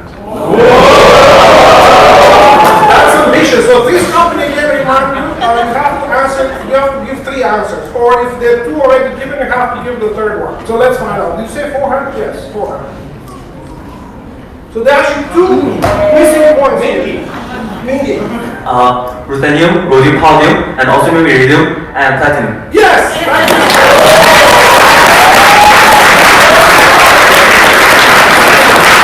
Okay, so Mingy got this one correct. He gets to choose next. Company names 400. 400 for companies.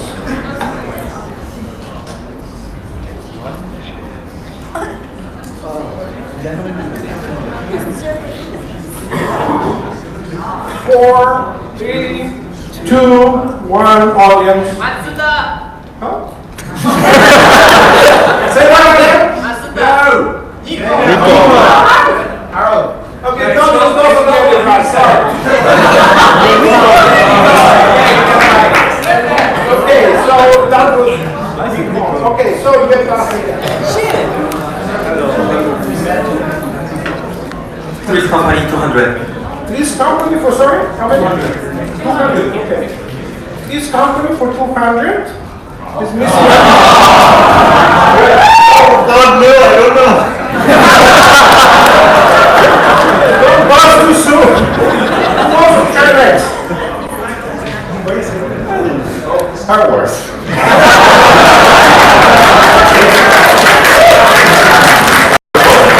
Sorry, not right. Okay, who wants to try? 4, 3. Audience! Oh, the new hope is great. We just gave us some new hope to the audience. 200 points. Okay, so, take a guess. Who was next? Animals for 400. Animals for 400. We're getting into the high number category. Daily double! So daily double means that Andres can wager up to the amount that he already has. Unfortunately, he doesn't have anything to wager.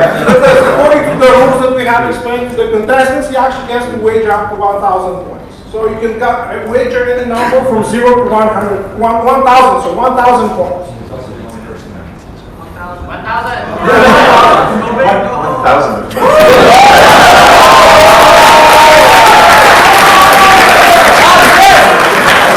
Yeah, there was no doubt in my mind that that's what he was going to choose, so let's go and see.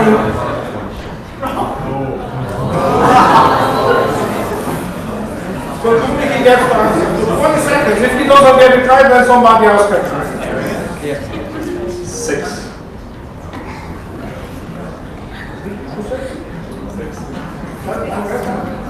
Oh, 6 is wrong, sorry. Maybe if you remove some of that, that's 6. No, anybody else? Anybody else? Okay, so audience. 8. 26. 26. No, sorry. 8 is wrong, 9 is wrong, 10 is wrong, 11 is wrong, 12. Okay, so it's 24.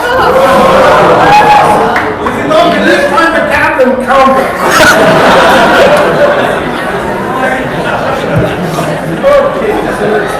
Okay, so Andres, let's pick again.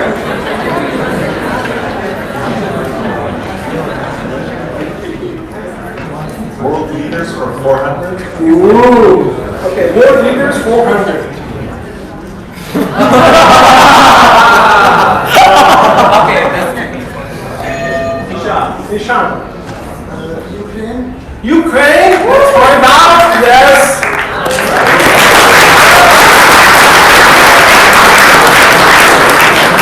Okay, this was good. Even though it was in Cyrillic. So Ishan. Exactly. World leaders 500. You want to go for a repeat? Let's see. Ishan. Norway. Norway is correct.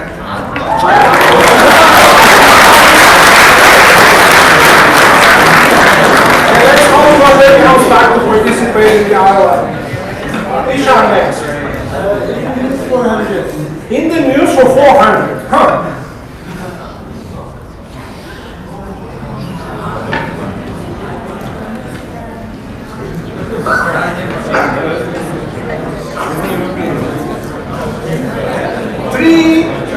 Audience. Ursula von der Leyen. Ursula von der Leyen is correct. The audience gets 400 points. Let's take a look. Kishan 1200, Minky 900, Joao 500, and then some negative scores. Let's see if those can be turned into positive scores. Kishan. Three's company 300. Three's company for 300, sure enough. Minky. If you say it in Korean, we'll check if it's correct.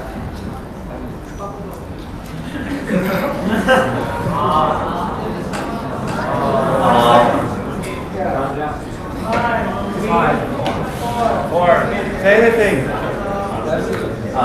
don't know. Sorry, Homo habilis. Homo habilis is correct.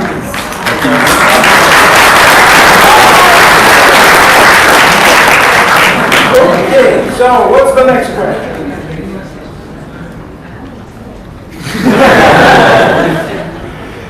Korea for 400. Okay, Korea for 400. That sounds like a really, really hard question. Maybe not.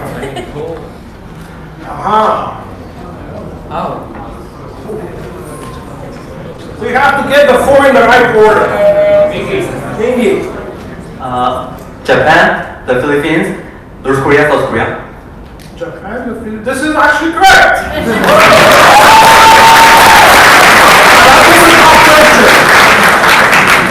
As you know, the South Korea is pretty small. Okay, moving on. Company is 500. Companies for 500. Again, if this is the Xerox question, we'll skip it. No, yes, it is. Okay, so let's do it. Company is 300. Companies for 300. Last question in this category. Let's see what's hidden behind this number. Draw. Samsung. Samsung is correct.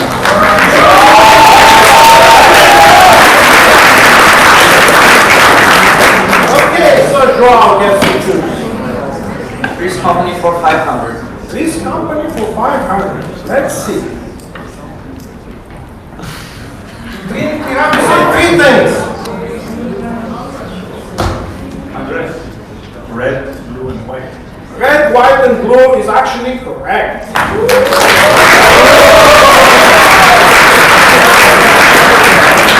Now, Andres, you get to choose again. Korea for 300. Okay, Korea for 300. Not as hard as the previous one.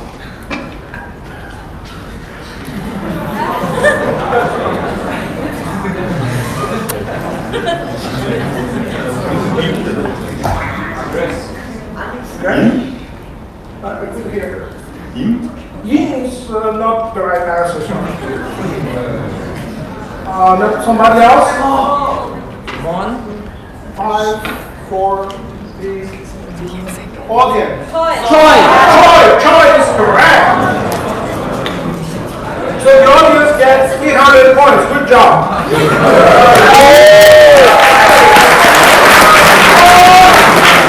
So we only have a few questions left in the first round, then we have the second round. Okay, so Andres next. Animals for 500. Animals for 500, but they're really big animals, right? Draw. Hippopotamus is correct. This comes from the Greek for.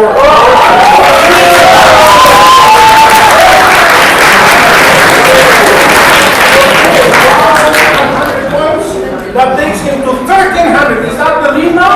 The lead.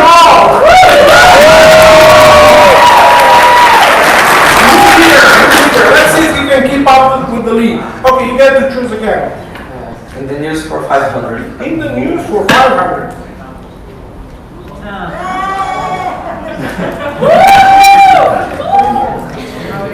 5, 4, 3. Andres. Colombia. Okay,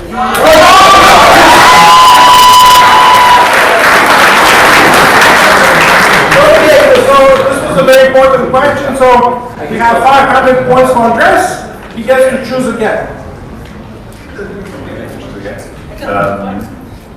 Korea for 500. Korea for 500. That's a leap of faith. Let's see.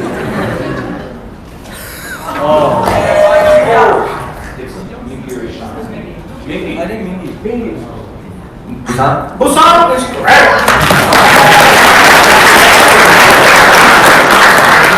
Okay, so let's see. We only have 2 questions left in the first round.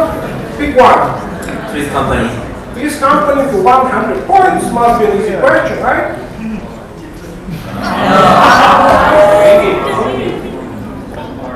Jane. Jane, unfortunately, is the name of a book, not the name of the person. Somebody else? 5. Ishan. I don't think he wanted to press the button, but he did, so. Say something. Margaret. Mary is wrong. Anybody else?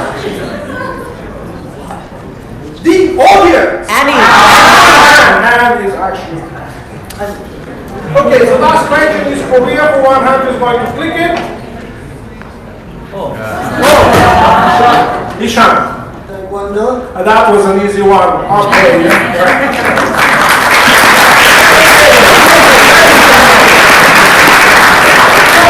This time we have an interesting situation. We have very close 3 people near the top.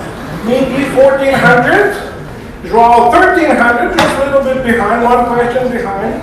Ishan 1200, audience 200, still positive territory. And I'm not going to mention anybody.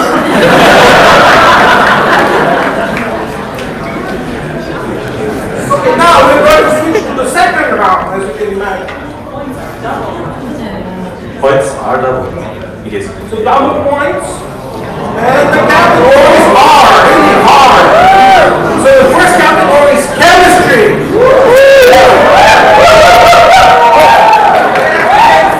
As you probably guessed from the test on Monday, before and after. So this is a tricky category. So I'm going to explain how it works. In before and after, you have, and then alternate names. So whoever the leader is, he's the leader. Last person, okay. Last person picks. Who choose? Like the last person to choose. Yeah, last person to choose. Yes or no? Ishan. Yeah. Ishan gets to choose. Remember, those are double points. Iowa languages 400.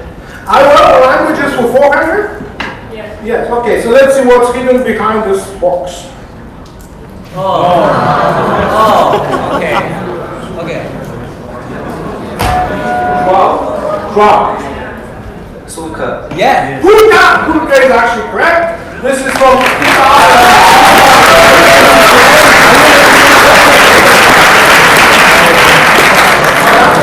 that's like 10 years ago. Wow. Okay, so Joao gets to choose next. Chemistry for 200. Chemistry for 200. Okay. Ishan. Tin is wrong, sorry. Antimony. Antimony is correct. And gets to choose the next question. Before and after 400. Before and after 400. Just remember, you have to give 3 words. The first 2 words form one answer. The second and third word form a second answer. So how many points again? 400. So before and after for 400.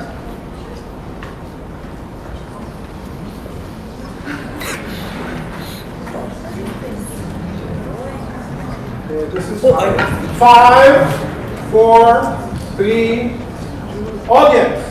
Swan Lake to Angani. Baikal. Swan Lake Baikal. Swan Lake Baikal goes well.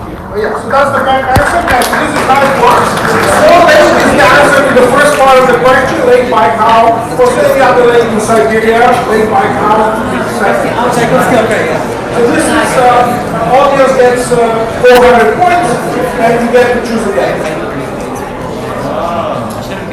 Alternate names 400. Alternate name for 400, starting a new category. Let's see what we have here.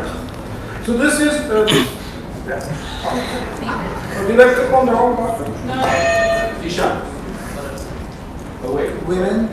Yeah, this is correct. I think this, yeah, that is correct. This is in the wrong category for some reason. The answer is correct.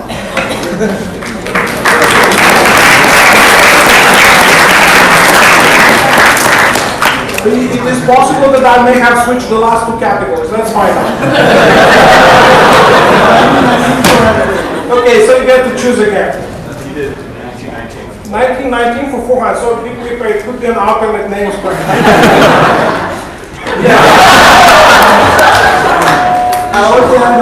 yes, that is correct. Okay. The mystery question. So the last 2 categories, unfortunately, are switched. So when you say 1919, I'm going to click in the 6th column and so on. So you get to choose again. Alternative names 200. Alternate names for 200. So remember, I'm clicking here.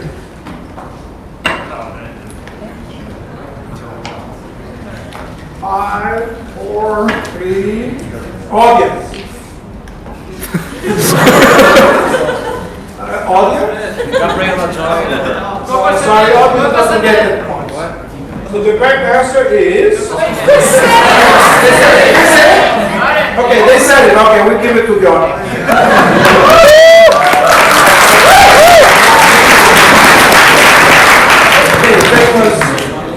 Okay, so you get to choose again. Breaking borders 200. Breaking borders for 200. Okay, so this is about borders between countries.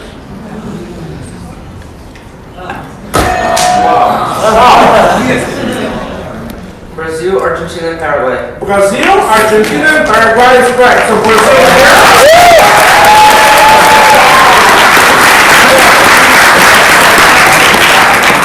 good job for João. He gets to 1900, which I believe is the lead. Yeah, so João again in the lead. Okay. Now, it's getting tough. Okay, João picks. Chemistry for 400. Chemistry for 400. Let's see.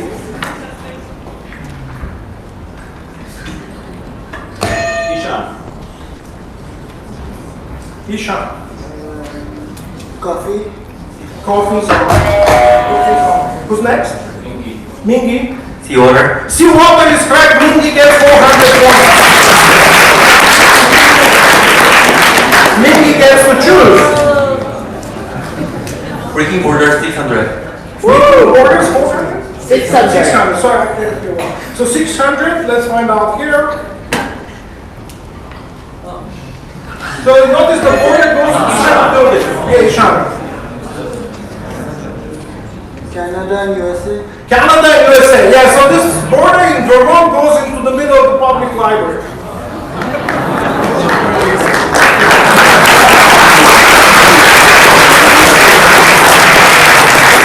Okay, what have we got here now? We're very close to the top. Ishan Mingi tied for the first time. We have a tie in first place, 2,000 points. Just a little bit behind is João, 1900, still within reach. And then we have 2 more contestants. Okay. Alternative names 200. Alternate names? No, we already got that. Oh, 1919 200. Ishan. Versailles. Versailles is correct.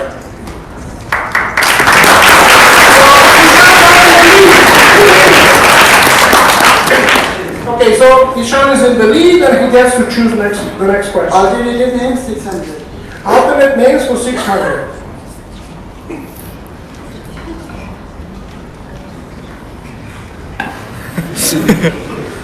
Four, three. Audience. Jay-Z. Jay-Z is correct.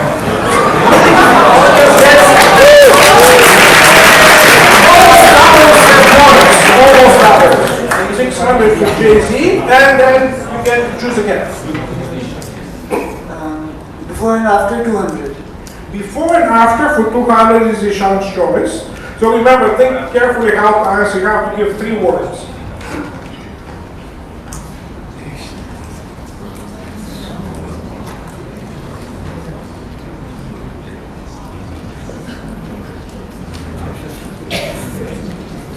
Three, two, one. I'm sorry. Mingi? Tom Cruise.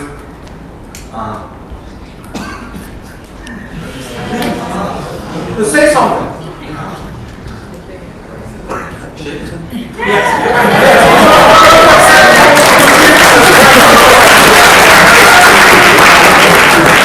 This was a very close call. Last second, very good answer. So you get to choose next category. Mingi. Breaking borders 800. Breaking borders 800. You see, all the bottom questions are still available. A lot of changes can happen. 800. Okay, so Mingi can wager up to 2200. The minimum obviously is 0. 500. So he's very careful. He's in the lead almost. and he wants to wager only 500 points. So let's find out the question. You have 20 seconds to answer it. Notice that 2 countries shown even though there are 3 boxes.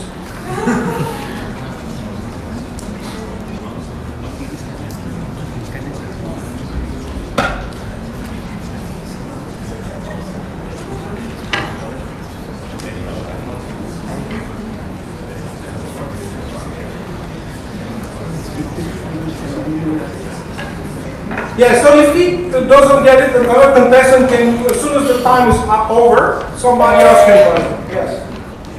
Italy and France. Italy and France, unfortunately, is wrong. Any other contestant? Wow. Joao? Italy and San Marino. Italy and San Marino!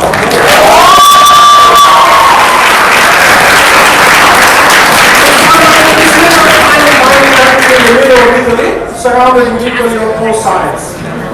Okay, so now, Joao gets to choose.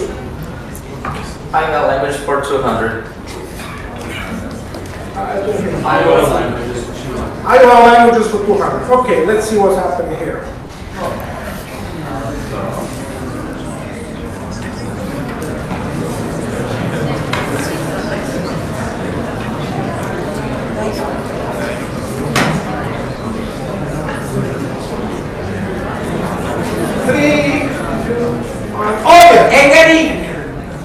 Almost, that's correct, yeah.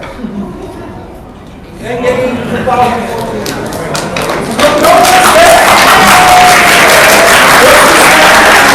So Mobius now has 1600 points, which is very close within reach of the top. So that's a good job, Mobius. Now you get to see again. Draw. Breaking borders for 400. Breaking borders for 400. I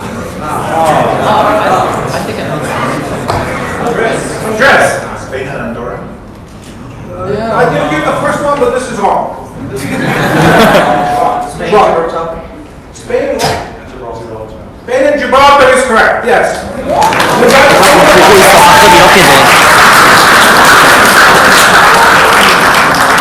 I spent half an hour figuring out if Gibraltar is actually part of the UK or not. I'm still not sure if it is or not. Okay, moving on. Get to choose again. Breaking border for 1,000. Whoa. The largest point score so far, 1,000 breaking border. Let's see if we can break the next borders. So the border is like dress. It's Uzbekistan and Kyrgyzstan. No! Uzbekistan and Tajikistan. Uzbekistan and Tajikistan is actually correct.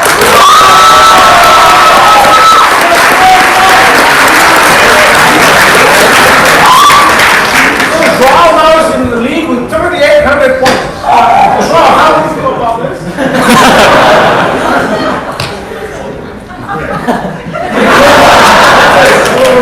We'll see. We'll get to choose the next question. Iowa language for 600. Iowa languages for 600. Again, a hard one.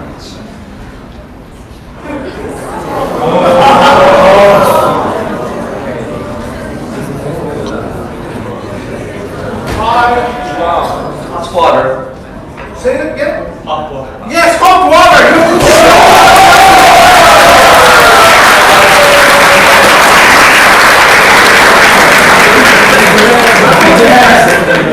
Okay, Joao.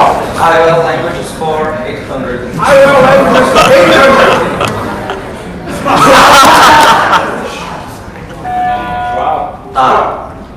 Ta is correct.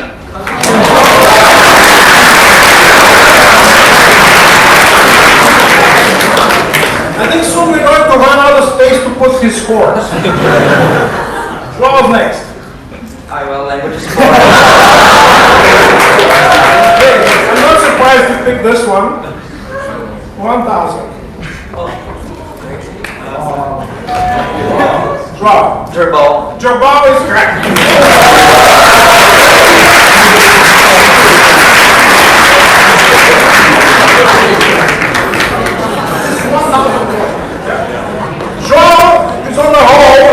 can keep it up. Chemistry for 600. Chemistry for 600. Good. So this is a long question, so take your time. Gold. Oh, gold is wrong. You have to read it carefully. Sorry, wrong. 600 points. Except this one. So all of them have this property except for one.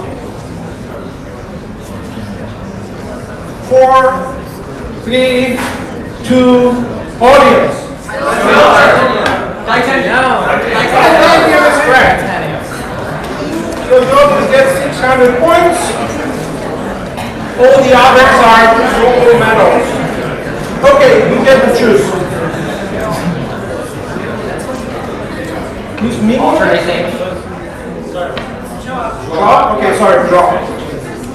Alternate names for 600. Alternate names? No, that's taken already. Alternate names for 800. Armenia. Armenia is correct.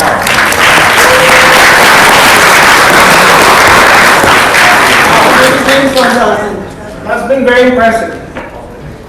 Alternate names for 1,000. Last one in this category. So there are two words missing. Isha. Boris Johnson. Yes. Believe it or not, this is the full name for Mr. Boris Johnson.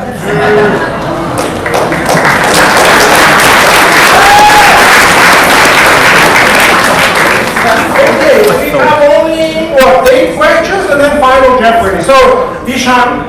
1919, 600. 1919 for 600. Mingi.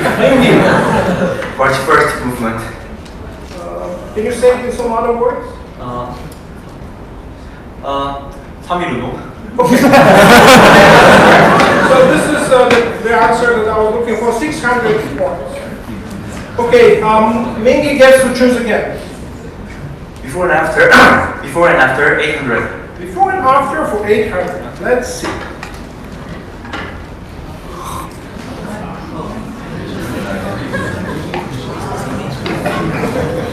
Five, 4. Wow. Draw. Sushi bar mitzvah. Sushi bar mitzvah is correct.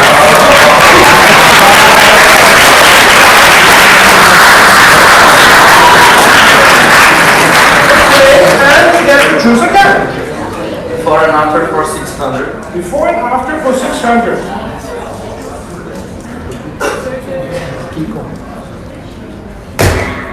Andres. Burger King Kong. Burger King Kong!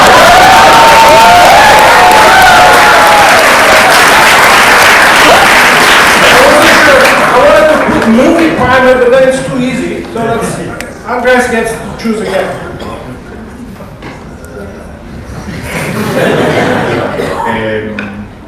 Before and after for 1,000. Okay, we only have 5 questions left. Let's see. Before and after 1,000.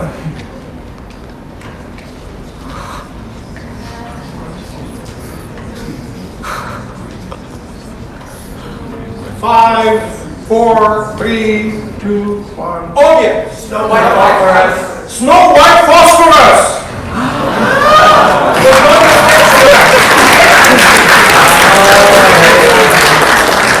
Okay, we only have a few questions left in the second round, so let's see what's next. Alternate names. Yes. Yeah, or phone call. Oh yeah, get back up. Get back. 1919 for 800. 1919 for 800. 내가 끊었어. 뭘 끊어? 전화 온 거. 전화가 왔었어.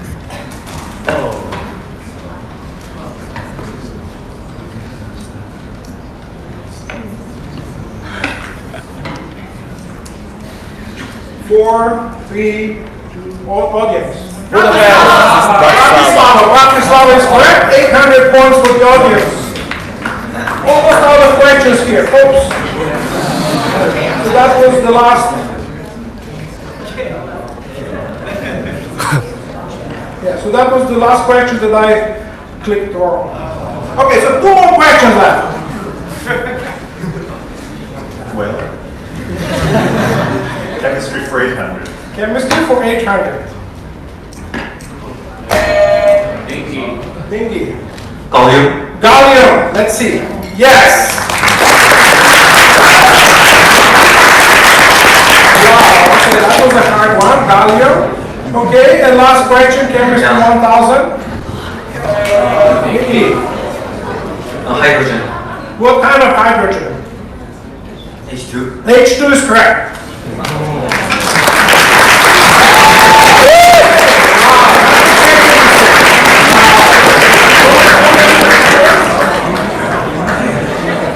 Before the final Jeopardy, we have Joao in first place with 7,000 points.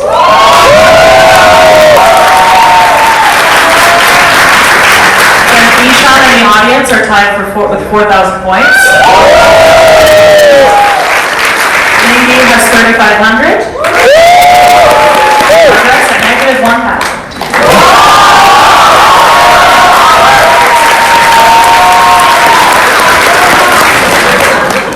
It's important to participate. Okay, so now here are the rules. Now we're going to be very careful because there have been some problems with this in the past. So first of all, Andres can bet up to 1,000 points, even though he's in the negative. That's the rule that we came up with. Everybody else can wager between 0 and whatever points they have. Then Laura is going to give them a piece of paper. They have to put the wager down before seeing the question. Then, so before seeing the category. No.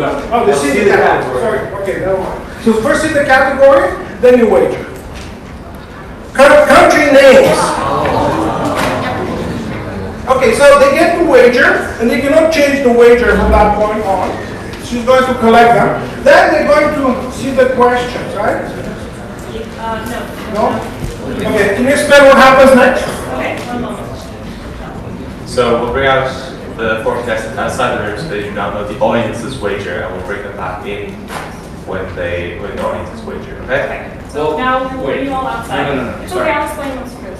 Everyone listen to your So we're going to ask the contestants to leave the room for just a minute.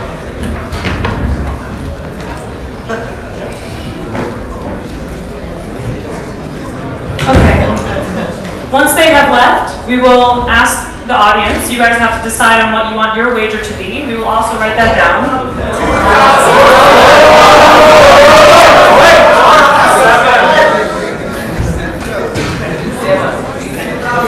Okay. 6. Okay. Okay. I'll start at 4,000 and go up by thousands and let me know when to stop. 4,000? Yeah! 5,000? No. Okay, I'll go down now. 3,000? No. 4,000?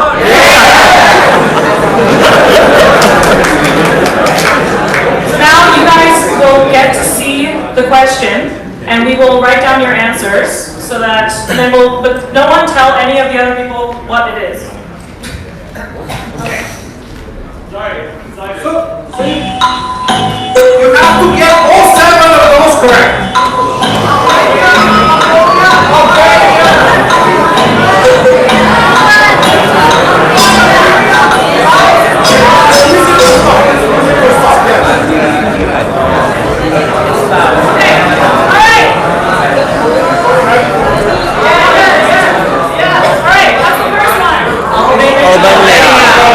Albania is the official answer of the audience, okay? Next. Mongolia. Mongolia. Next. Hungary. 4. Finland. 5. Algeria. 6. Laos. Okay. Finland is 7. 7? Iran. Okay, yes. Some Okay. Islamic Republic. Now we will bring some other people back. And see what. Yeah, good. Yes. We are good.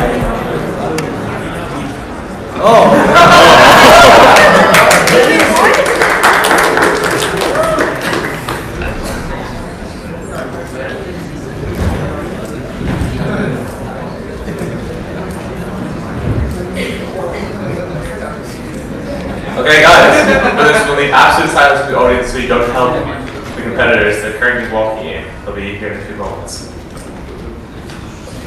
Thank you.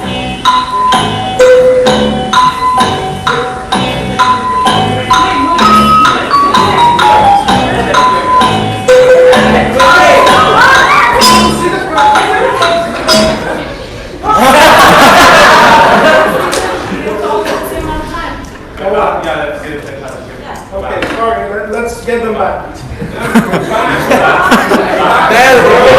To the previous category. Gotcha. Okay, now they can come in. Okay, so this is a very exciting moment.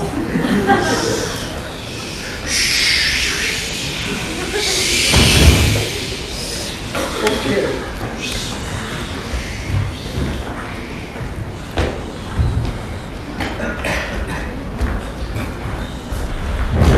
Okay, so whenever you're ready, let me know. I'm going to show you the question.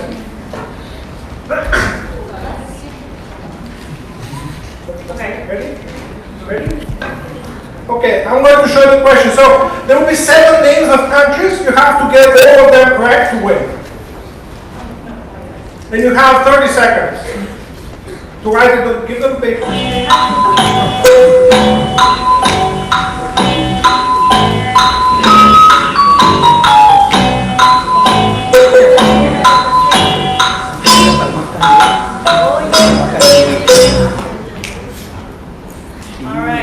Okay, so 10 more seconds. Make sure you have 7 written down in order. In the right order, yeah. Order is not so important always, isn't it?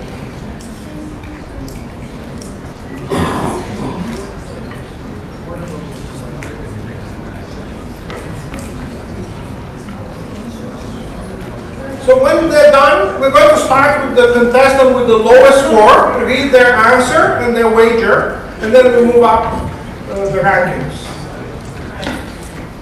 5 seconds. If you need a few more seconds, that's fine.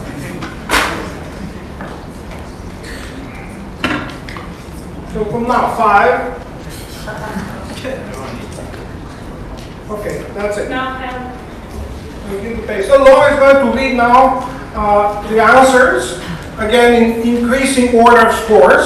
So starting with Andres. So how much did Andres wager? okay. Okay, we're going to take a second to figure it out. Okay. Andres wagered 1,000. So up to the maximum. So if he's lucky, he'll get to 0. And we have Albania, Mongolia, Hungary, Finland, blank, Laos, blank. Okay, I guess blank is not good. So he loses the 1,000 points. Sorry, Andres. Okay, who's next? Audience. No, Mingy. No, the audience is last. Okay. Mingy wagered 3,500. So you wagered everything. So what are your answers, Mingy? Mongol, blank, Finland, Iraq, Laos, Saudi Arabia. Or sorry, I don't know what the... Yes, there are multiple wrong answers. Sorry, that is not correct. Okay, so 0. Next one is Ishan. Ishan wagered 3,999.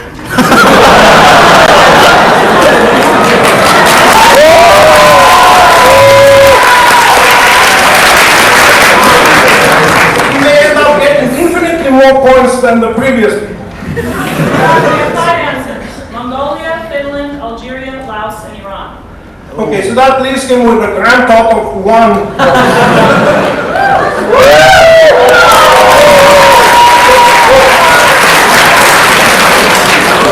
Okay, we're almost there. Very exciting moment. Next, Joao has wagered 2,000. 2,000.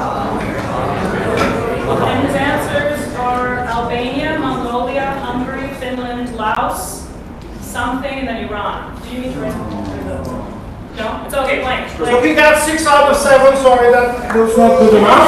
So he ends up with 5,000 points, which is quite a lot. So good job for Joao.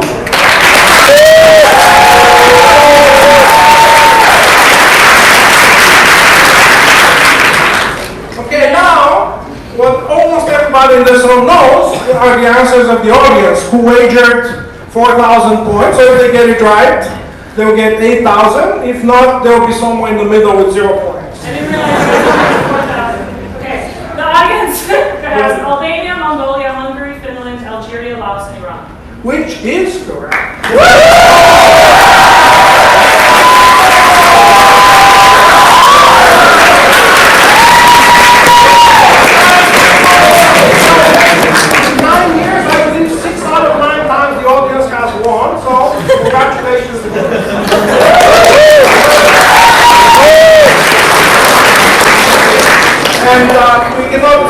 we have a few prizes. We're going to give them to the 3 contestants with the largest number of coins, and if you get the bragging rights for the future, which is much more valuable.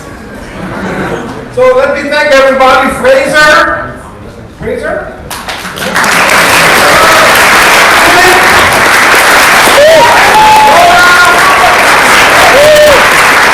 The 4 contestants.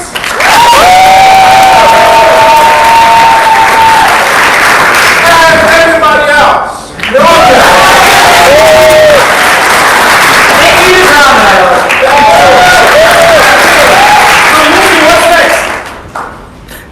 What's next? So there's going to be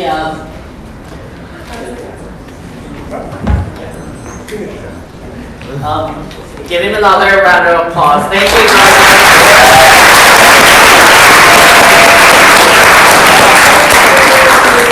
I just can't believe that Drago is preparing this wonderful quiz show by himself every year. Thank you very much.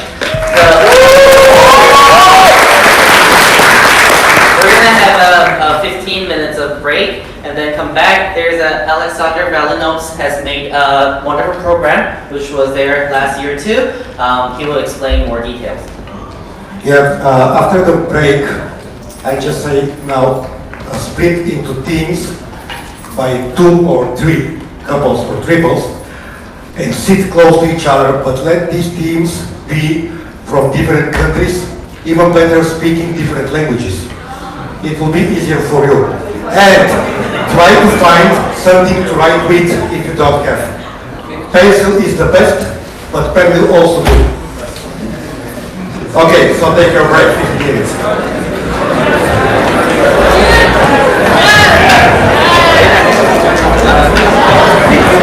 Many reasons to found this Olympiad 17 years ago in Bulgaria is not only to solve problems in linguistics, but also to meet other young and bright people from all over the world and to make friends, new friends.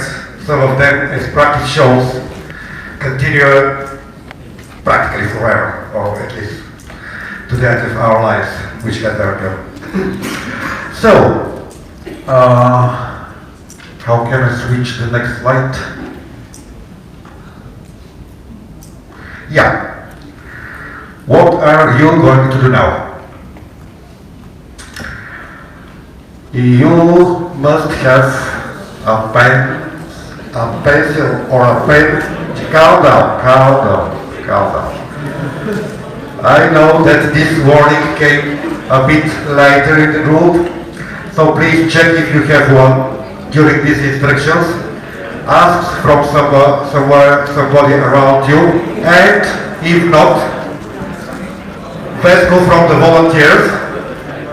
May help some of you because there are some pens of Papago here, our sponsors. So if you don't have pencil or pen, he'll provide you one as a present from Papago. Okay. And you will receive from us 5 pages with texts in 38 languages.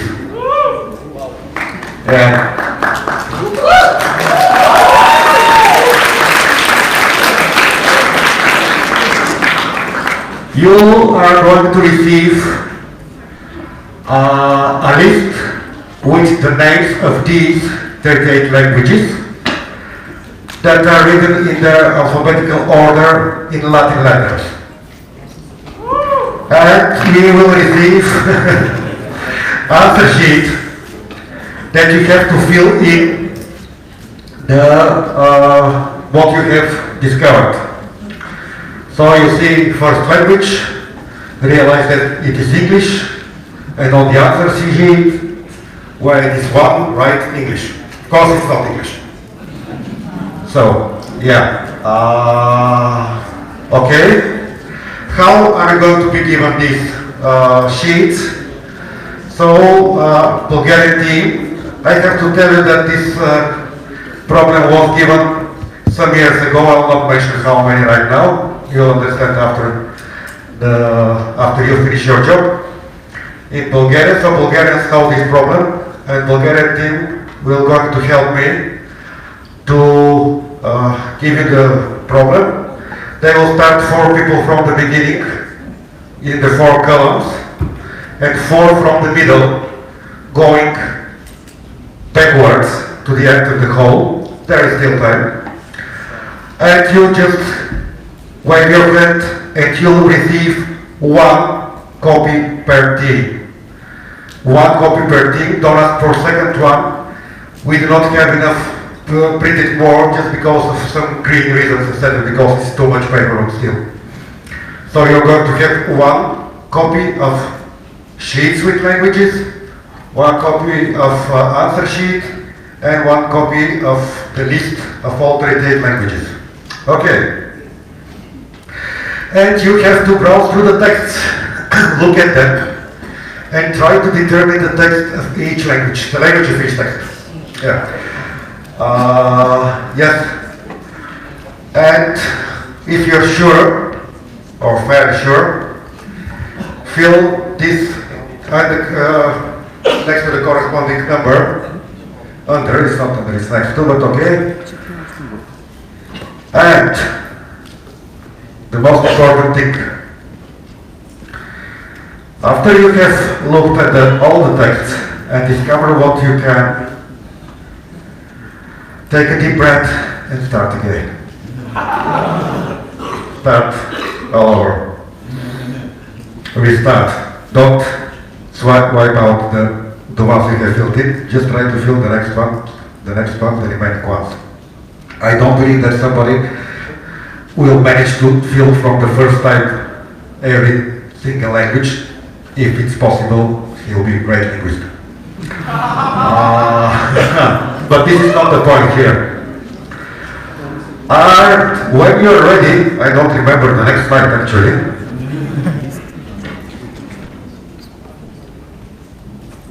Yes.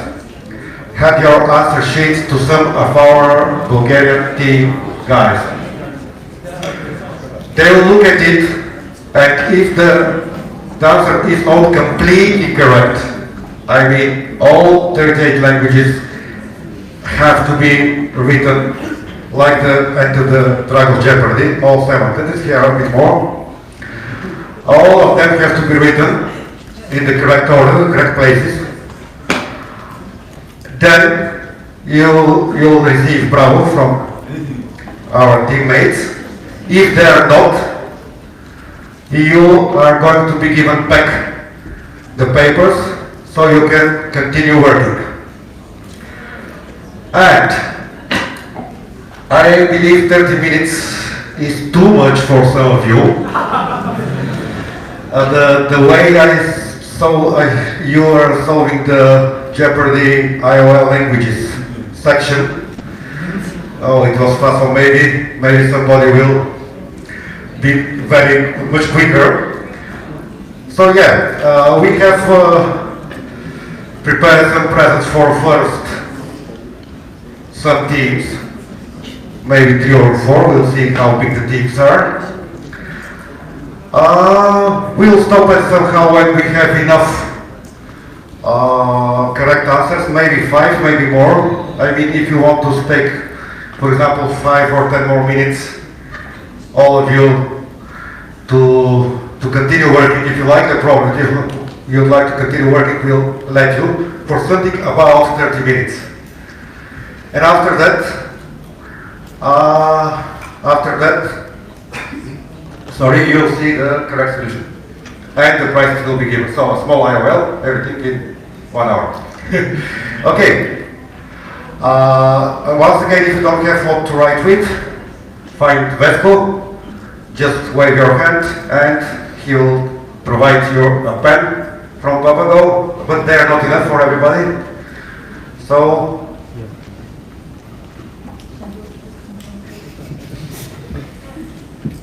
I can understand your short is in there, but I can't see what. Okay, so now, Bulgarians, please move to your starting positions.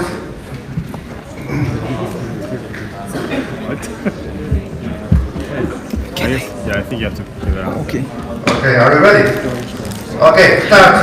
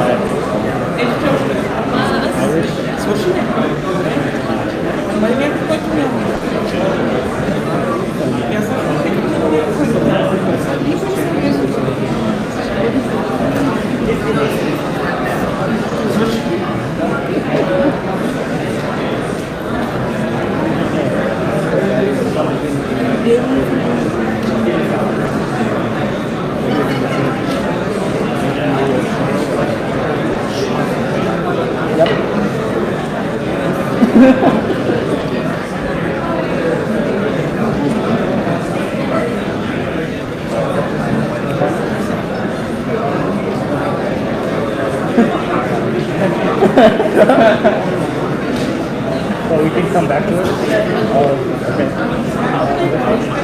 Okay, I think everybody has their copies now. Please don't forget to write down your names.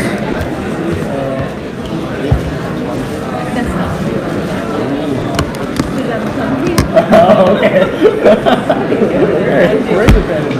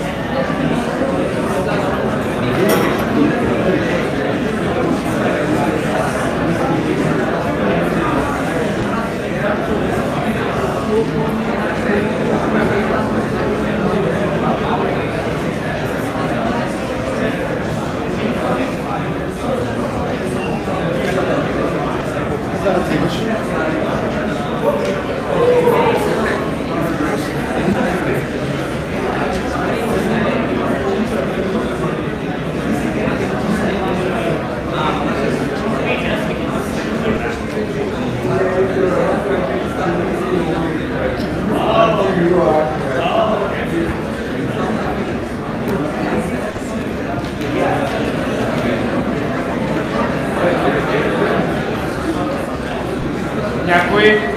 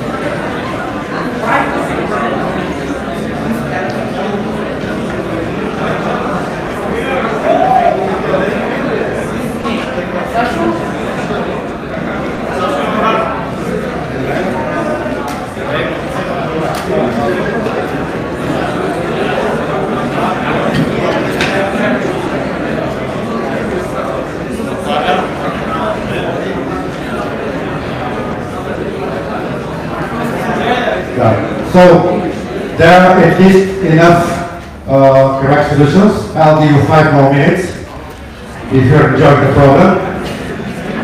But call Bulgarian team members to check if you're correct, but don't cancel them. The answer sheet, there's no need to collect them. Keep it there for you.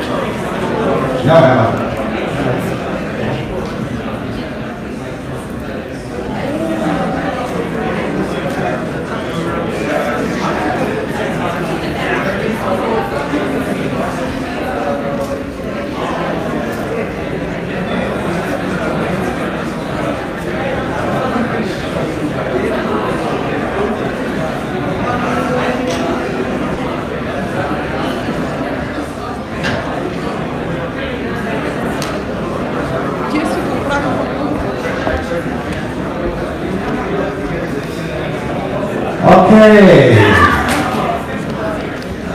Okay, time is up. Relax, relax.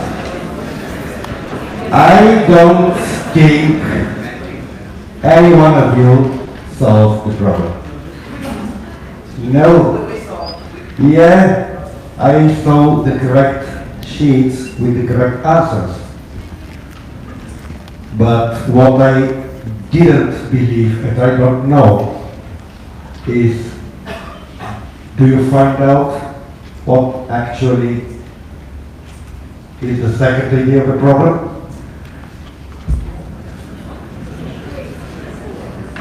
Okay, let's try to explain. Ah, now we got it.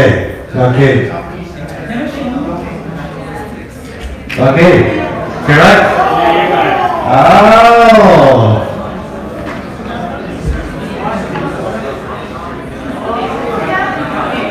So careful.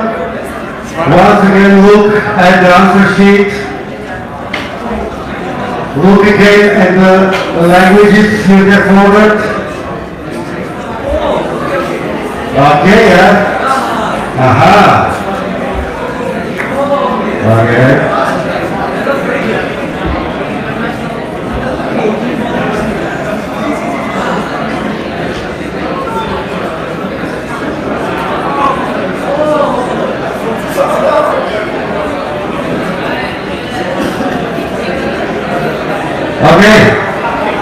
Okay, everybody. Okay. Can I get your attention, please? Okay. So, did you enjoy the program? Yeah! Okay. Then I give you the word to my former students, my friend and my teammate here, that invented this program 2 years ago for Dublin, Bulgaria. You will. So please, this is his problem. Thank you very much. We have some slides with the solution, but I guess that wasn't really required because it did really well. So we go there first with some hints on how to guess the language solution. So let's start then. There, 2019 at the end, that was the first thing that you actually have to arrange them in particular order. Then you can go with different languages first, but we'll go them in the right order because I don't know how many of you started from there, but yeah. Number 1, Irish. Dublin, that was 2 years ago. And yeah.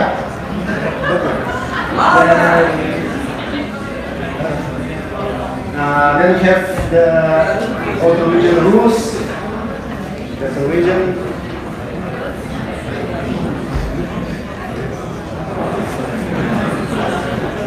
Okay, can you hear me now? Okay, that's good. Yeah, sorry if you don't know it, but I can tell you a bit more. Estonian. Yeah, people for Estonian. A lot of long vowels there, and Tartu that was the file 2006. Romani, which is the only language in the text which is written in the Latin script. is close relative to the other language mentioned. And this is also the hint for the next language, number 6, Nepali, written in the Nepali. Welcome Nepal. Yeah. Then we have Albanian, really specific word letter is with the umlaut. Also Skopje in North Macedonia. 30% of the population is Albanian there. Then we have Tamil, also their own script. Yes, a lot of students know it. What can I say? Maybe some agree. Igbo. Does anyone know about this Insibiri kind of thing? Any of you heard it? Okay, check it out. Looks really nice. Yeah? Also, it's a tonal language. Again, of the tones. Occitano. A Romance language that is not French, not Italian, and not Spanish, and it is spoken in southern France, in Marseille. Mevo, written right over there. That's Amharic, their script is pretty popular in Ethiopia. Latvian, and I hope a lot of you will see Latvian next year. Lao, also specific script. Maybe you can guess, but I really like writing systems. I will probably. Italian, and I don't have anything to say about Italian. I guess it is, one of the most popular countries for tourists. And what can I say? It's important to see. Nahuatl. The name of the language is kind of weirdly mentioned in a lot of words from the language, also spoken in Central Mexico. Greek, yes, all of you are doing some maths in school. Ukrainian, as a really strict with this specific letter, kind of good for us, but I get it. Oh, that's one of my favorites. The Pizaretics. Maybe second only to Korean in time for learning it. If you don't know it, also I recommend to look at it. Maybe you won't do it in half a day, you do it in 2 days. Serbian, also Cyrillic, and second biggest city in Serbia, Novi Sad from Yugoslavia.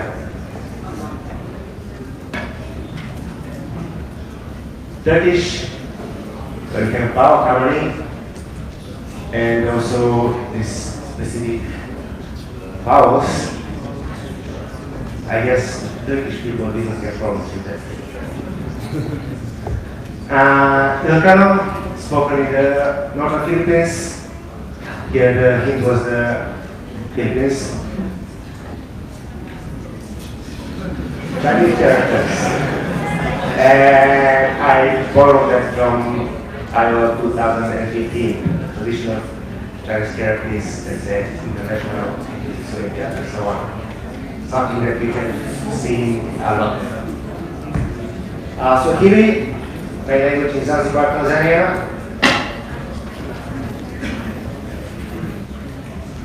Oh yeah, one of the languages of India also kept there along running. Louisiana Creole, how many people got that on the first try? Yeah, kind of looks like French stuff. Anyone from Louisiana? From the US team? No. Yiddish. written in Hebrew script, but actually a Germanic language. You know. Yeah. Notice spoken in Malta's Moab, in the Mediterranean Sea, really exotic language from the European Union. The Punjabi, here as it is written in Pakistan. Icelandic, they also have two very specific letters. And Armenian, also their own alphabet.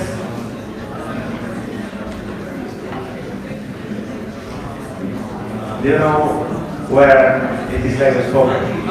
Yeah, what is?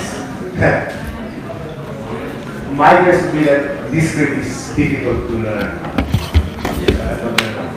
Yoruba, also a language. Here you have to already know that you need the Y to start spell something.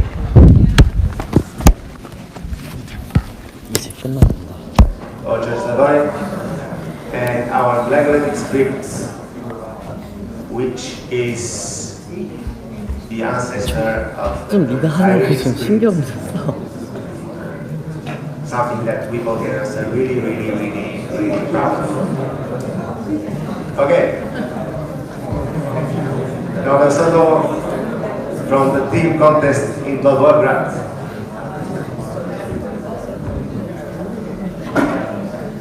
Guarani, spoken in Paraguay, in South America, and since we are almost done, one of the reasons that I did this program 2 years ago, and I decided that it's a good idea to present it now. Yeah, preserve the indigenous languages. They are ours to keep, and they definitely need our support. So yeah, keep them alive. Talk with your grandmother and remember. English, also written in Slavic script, but not Slavic language. So for all the Slavic countries writing in Cyrillic, it looks pretty weird. And yeah, you cannot imagine how hard it is for us. So that was the idea. Yeah. Thank you.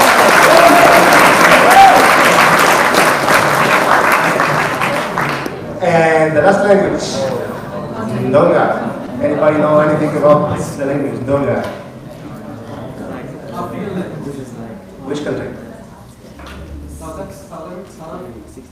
Where is South Africa? No. But you're close. It's Namibia. Namibia, yeah. Can you guess what's written there? Because there is a lot of I's and a lot of N's in International Linguistics Olympiad Yongin, so I ran out of N's at the end. And this language,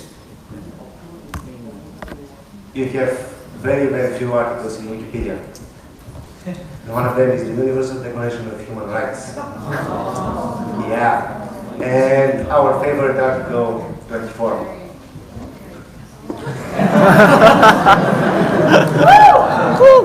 So after the competitions, we really feel that we need some rest, and I need some rest. With pay.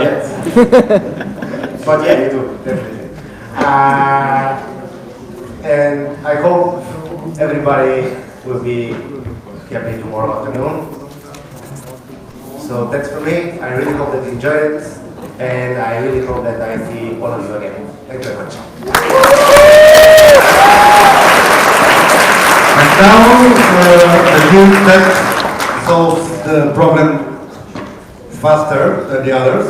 We're going to announce 3 of them. Just I'm waiting for you to bring his prizes, presents, where is all gifts actually. So the fastest were sent from Isle of Man with these dates, Henry from Australia and Dan from Romania.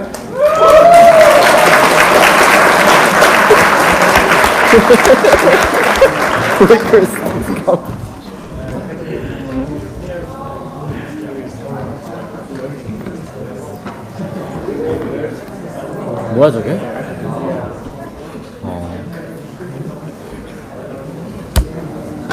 Great job, guys.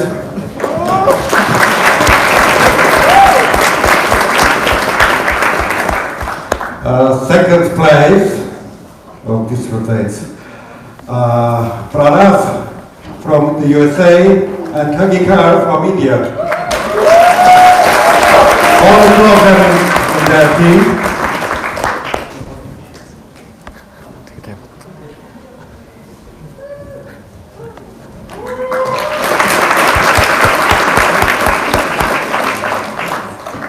And the third that is going to be prized team consists of Palata from Brazil, Nick from Kazakhstan, and Miguel from Germany.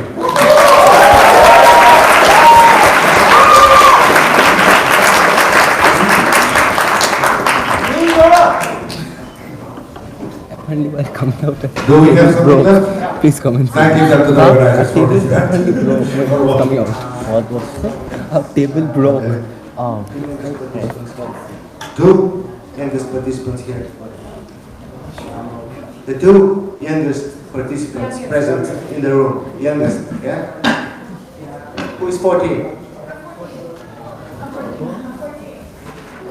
Anybody 13? Okay.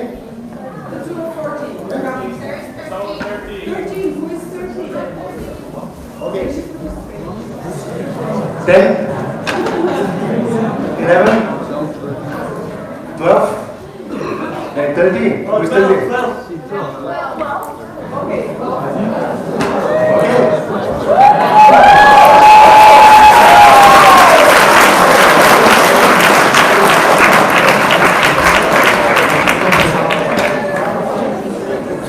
Where are you from? What country? Okay, and you're Boris son? Are you son of Boris Yeltsin? Okay. Remember this guy, a couple of years he will be participating.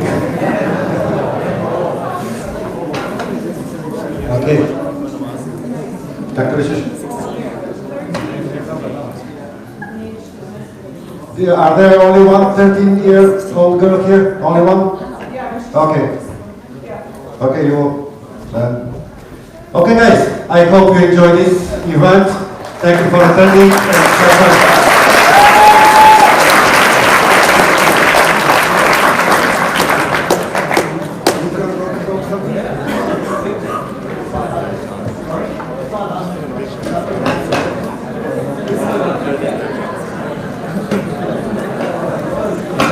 Let's give another round of applause to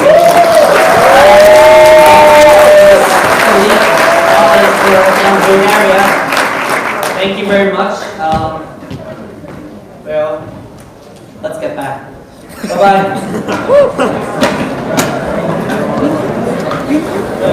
That's fine.